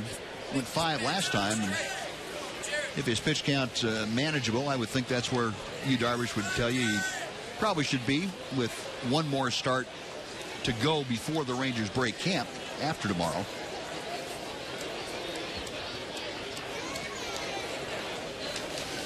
Say one more full start, and then depending on which day he pitches in the regular season, he may have a half of a start. Pitch outside to Hoying. It's 1-1. In any event, it'll be more like starter going as far as you can, as you see in the regular season. Ground ball hit it up the middle, bobbled and dropped by Saunders, and everybody's safe. And that one will be an error. I saw a stat that the Cubs had made an error in their last 5 games. They're having a tough inning here in the 9th inning. One infield hit that should have been an error, a double play that should have been made. You don't get an error on that play because he did get one out. Technically, it is an error, though. Got an easy throw to first base to complete the double play and threw it in the dirt. Now a relatively routine ground ball and a flip to second base turns into a base runner. Now here's Drew Robinson for his second at bat. Yeah, that's what, you know, that throw that was in the dirt on the tail end of the double play. That's one of those ones in Boston. They might give the shortstop an error because he'd already gotten the out before he made the throw, and it was careless. I mean, I think it should be an error. I do too. I definitely think it should be an error if I'm a pitcher and I give up a base hit and score a run on the next play. Right. Yeah, Boston famous for giving catchers pass balls on balls that just tick in the dirt. Normally they're wild pitches. Yeah. The Boston official score said, no, that should have been caught. Should have been blocked. Which I agree with them. Yeah. Next pitch is high. I think generally the rule of thumb is if it's in the dirt, it's the error on the throw. But some of those balls in the dirt are, it's just like catching it in the air. If it's a really short hop into your glove, it's a ball you should catch. Check swing. Robinson takes it low. It's 2-2.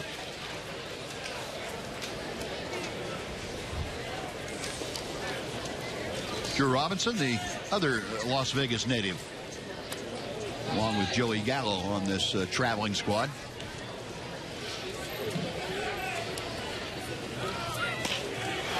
Hooper to left field. And that's going to do it. Side retired. No runs on 1 hit. There was an error and 2 left. Bottom of the 9th coming up. Rangers trying to close out their lead over the Cubs. It's 8-5 on Fox Sports Southwest.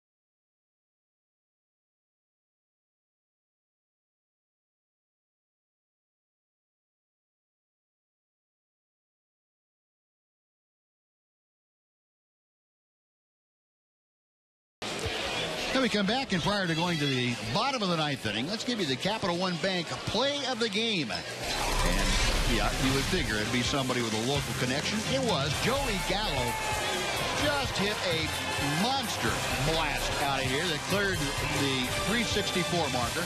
It cleared the berm. It cleared the trees. As far as I know, it's still going. I'd love to see where that landed so you could measure it.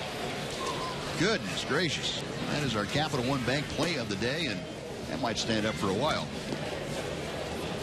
And the final, or no, I shouldn't say final, because I'm counting on things. The Ozarka pitching change for you as Ross Wolf coming out of the Ranger bullpen.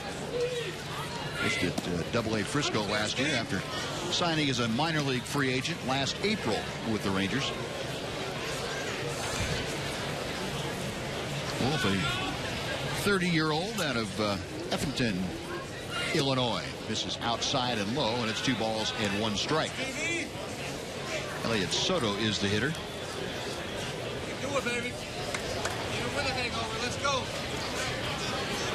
Soto, a strikeout in his only plate appearance. And ball 3 misses. 8,802 on hand here this afternoon. It's a 2-day total of 17,800. Rangers had a huge crowd yesterday for the Dodgers. Over 10,000 people, they said. Wolf off the mound will take it to the bag himself as Brandon Allen had made a break toward the ball. So that's what that's a play that won't get messed up in spring training because it's something you work on every day in pitcher's fielding practice. 1 week into the regular season, I'll guarantee you that play will be messed up.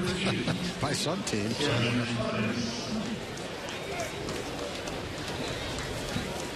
Ron Washington, Mike Maddox, and Dave Anderson all applauding the appropriate fundamental play by Ross Wolf and company. Now, one away. Joermin Chavez is the hitter. Chavez drove in a run with a double to left field his last time up.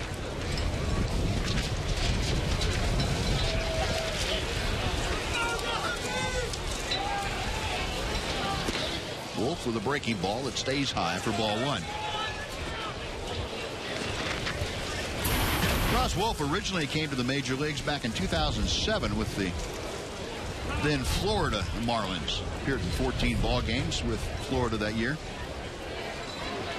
Spent some time over with Oakland and appeared in 11 ball games with the Athletics in 2010.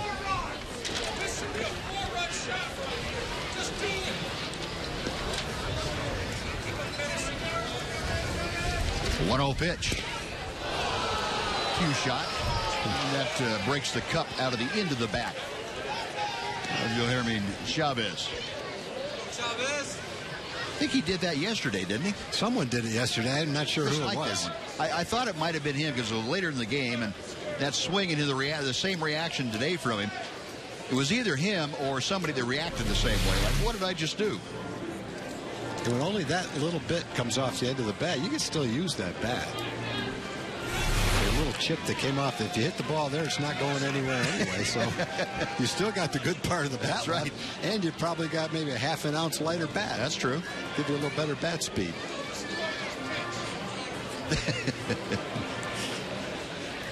One ball, one strike. Ross Wolf trying to close things down here in Las Vegas. Good breaking ball. That nibbles on the outside corner for strike 2.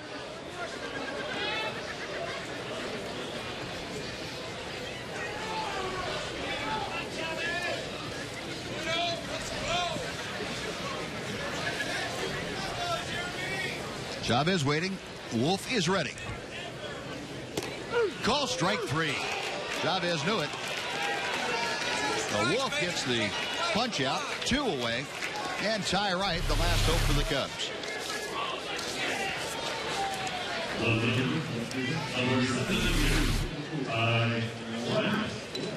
Good pitch from Ross Wolf.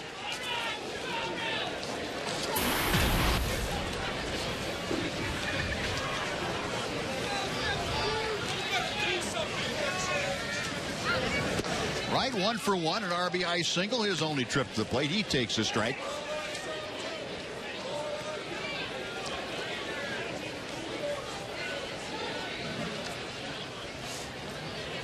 Wolf okays the sign, the 0-1.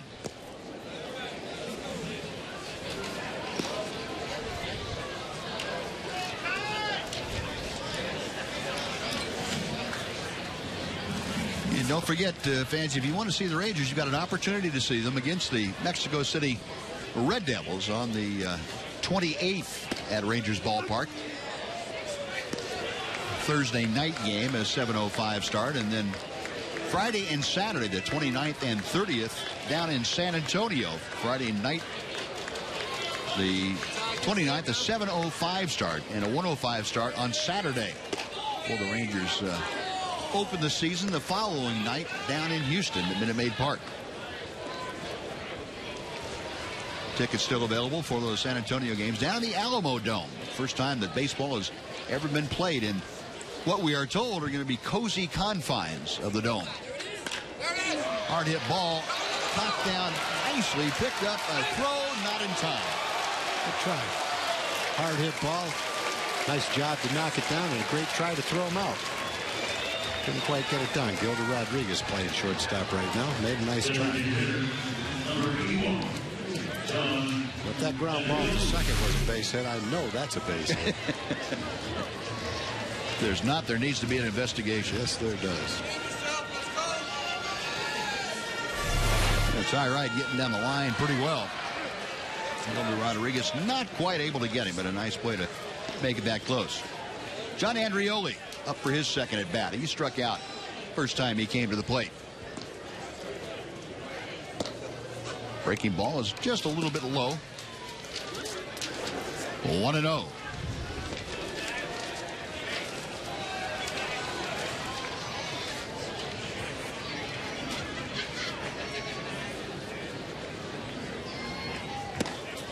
Good tailing fastball. Got him under the fist. And it's 1-1 strike.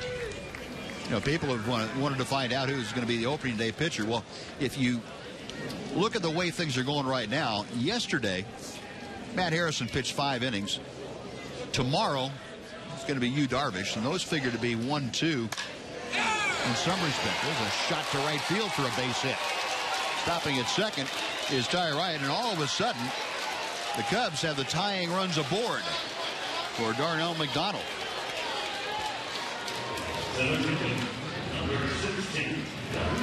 So Andrioli going the other way with a base hit.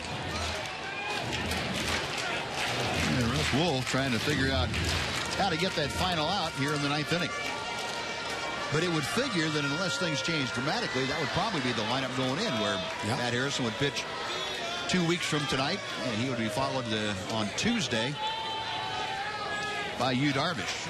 And then anybody's guess, really. Good breaking ball in the outside corner.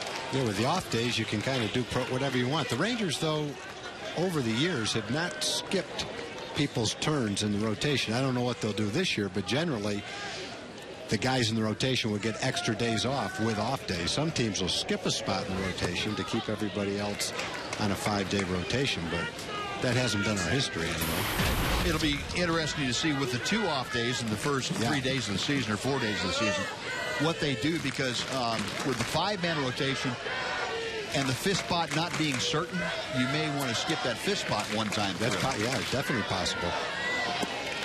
Another breaking ball, and that's a bit low. It's 2-1.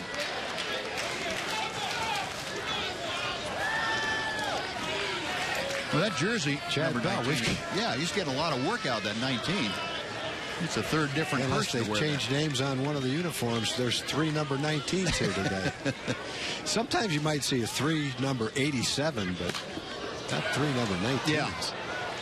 That's out of play, and that's 2 balls and 2 strikes.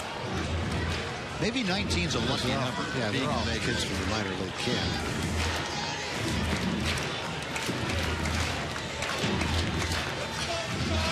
I guess you have to duplicate numbers unless you go to 3 digits. Yeah. We must have.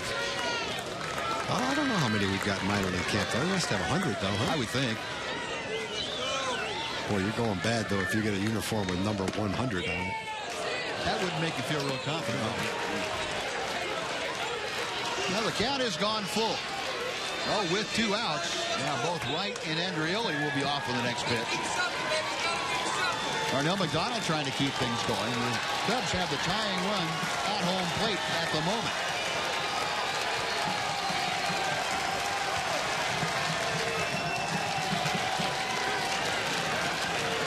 Russ Wolf is ready. Runners on the move, payoff pitch, inside ball 4, and that loads them up for Brad Nelson. And it's going to bring Ron Washington out to the mound. Well, this is a very interesting outing for Chad Bell, who's down in the Ranger bullpen right now. When the game started, if it goes true to form, then he's probably figuring he's not going to have a chance to pitch today if everybody pitches the amount of innings that you anticipate. But when that doesn't happen, now he gets to warm up after 3.5 hours to come in with 2 outs, the bases loaded, and the game on the line. He got a chance to get a save here today. Good opportunity for the youngster. Russ Wolf is finished for the afternoon. He got the first 2 outs on a ground ball to the right side, and then a called third strike, and then the door's open. He has loaded the bases, and Chad Bell coming on while he takes his warm-up tosses. We'll take a timeout. Right back on Fox Sports Southwest.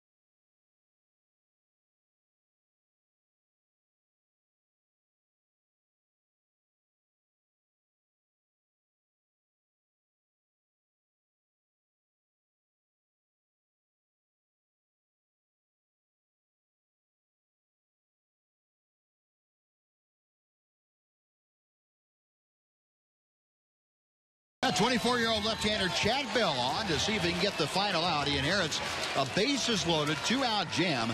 Rangers leading by 3 here in the bottom of the 9th inning, and Brad Nelson is the hitter. Nelson today is 1 for 4.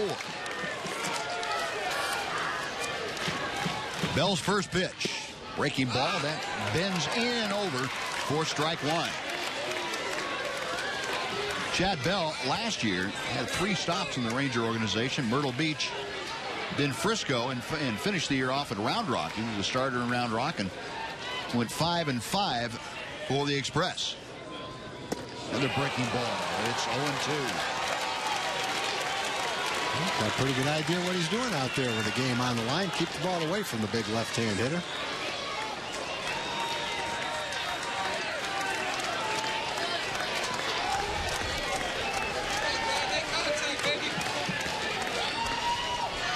Jose Felix with the signs and Bell ready. The 0-2 pitch on the way. Missed with the fastball, and it's a ball and 2 strikes.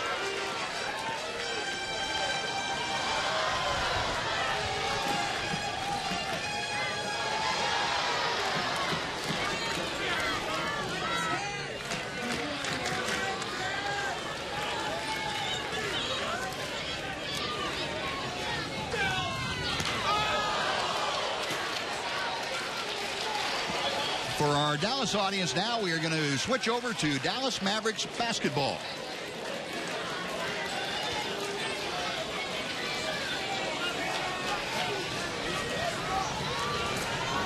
One ball, 2 strikes the count. Chad Bell trying to nail things down. Brad Nelson, the hitter, the pitch on the way. Breaking ball, got him swinging. Chad Bell comes in and gets the big strikeout with the bases full.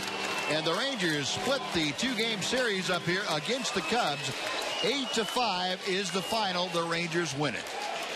Chad Bell gets the last out of the ball game, and Tom, that was a little more exciting than we needed to have, huh? Well, Chad Bell knew what he was doing. He came in with the game on the line and got the job done. Good job, Chad.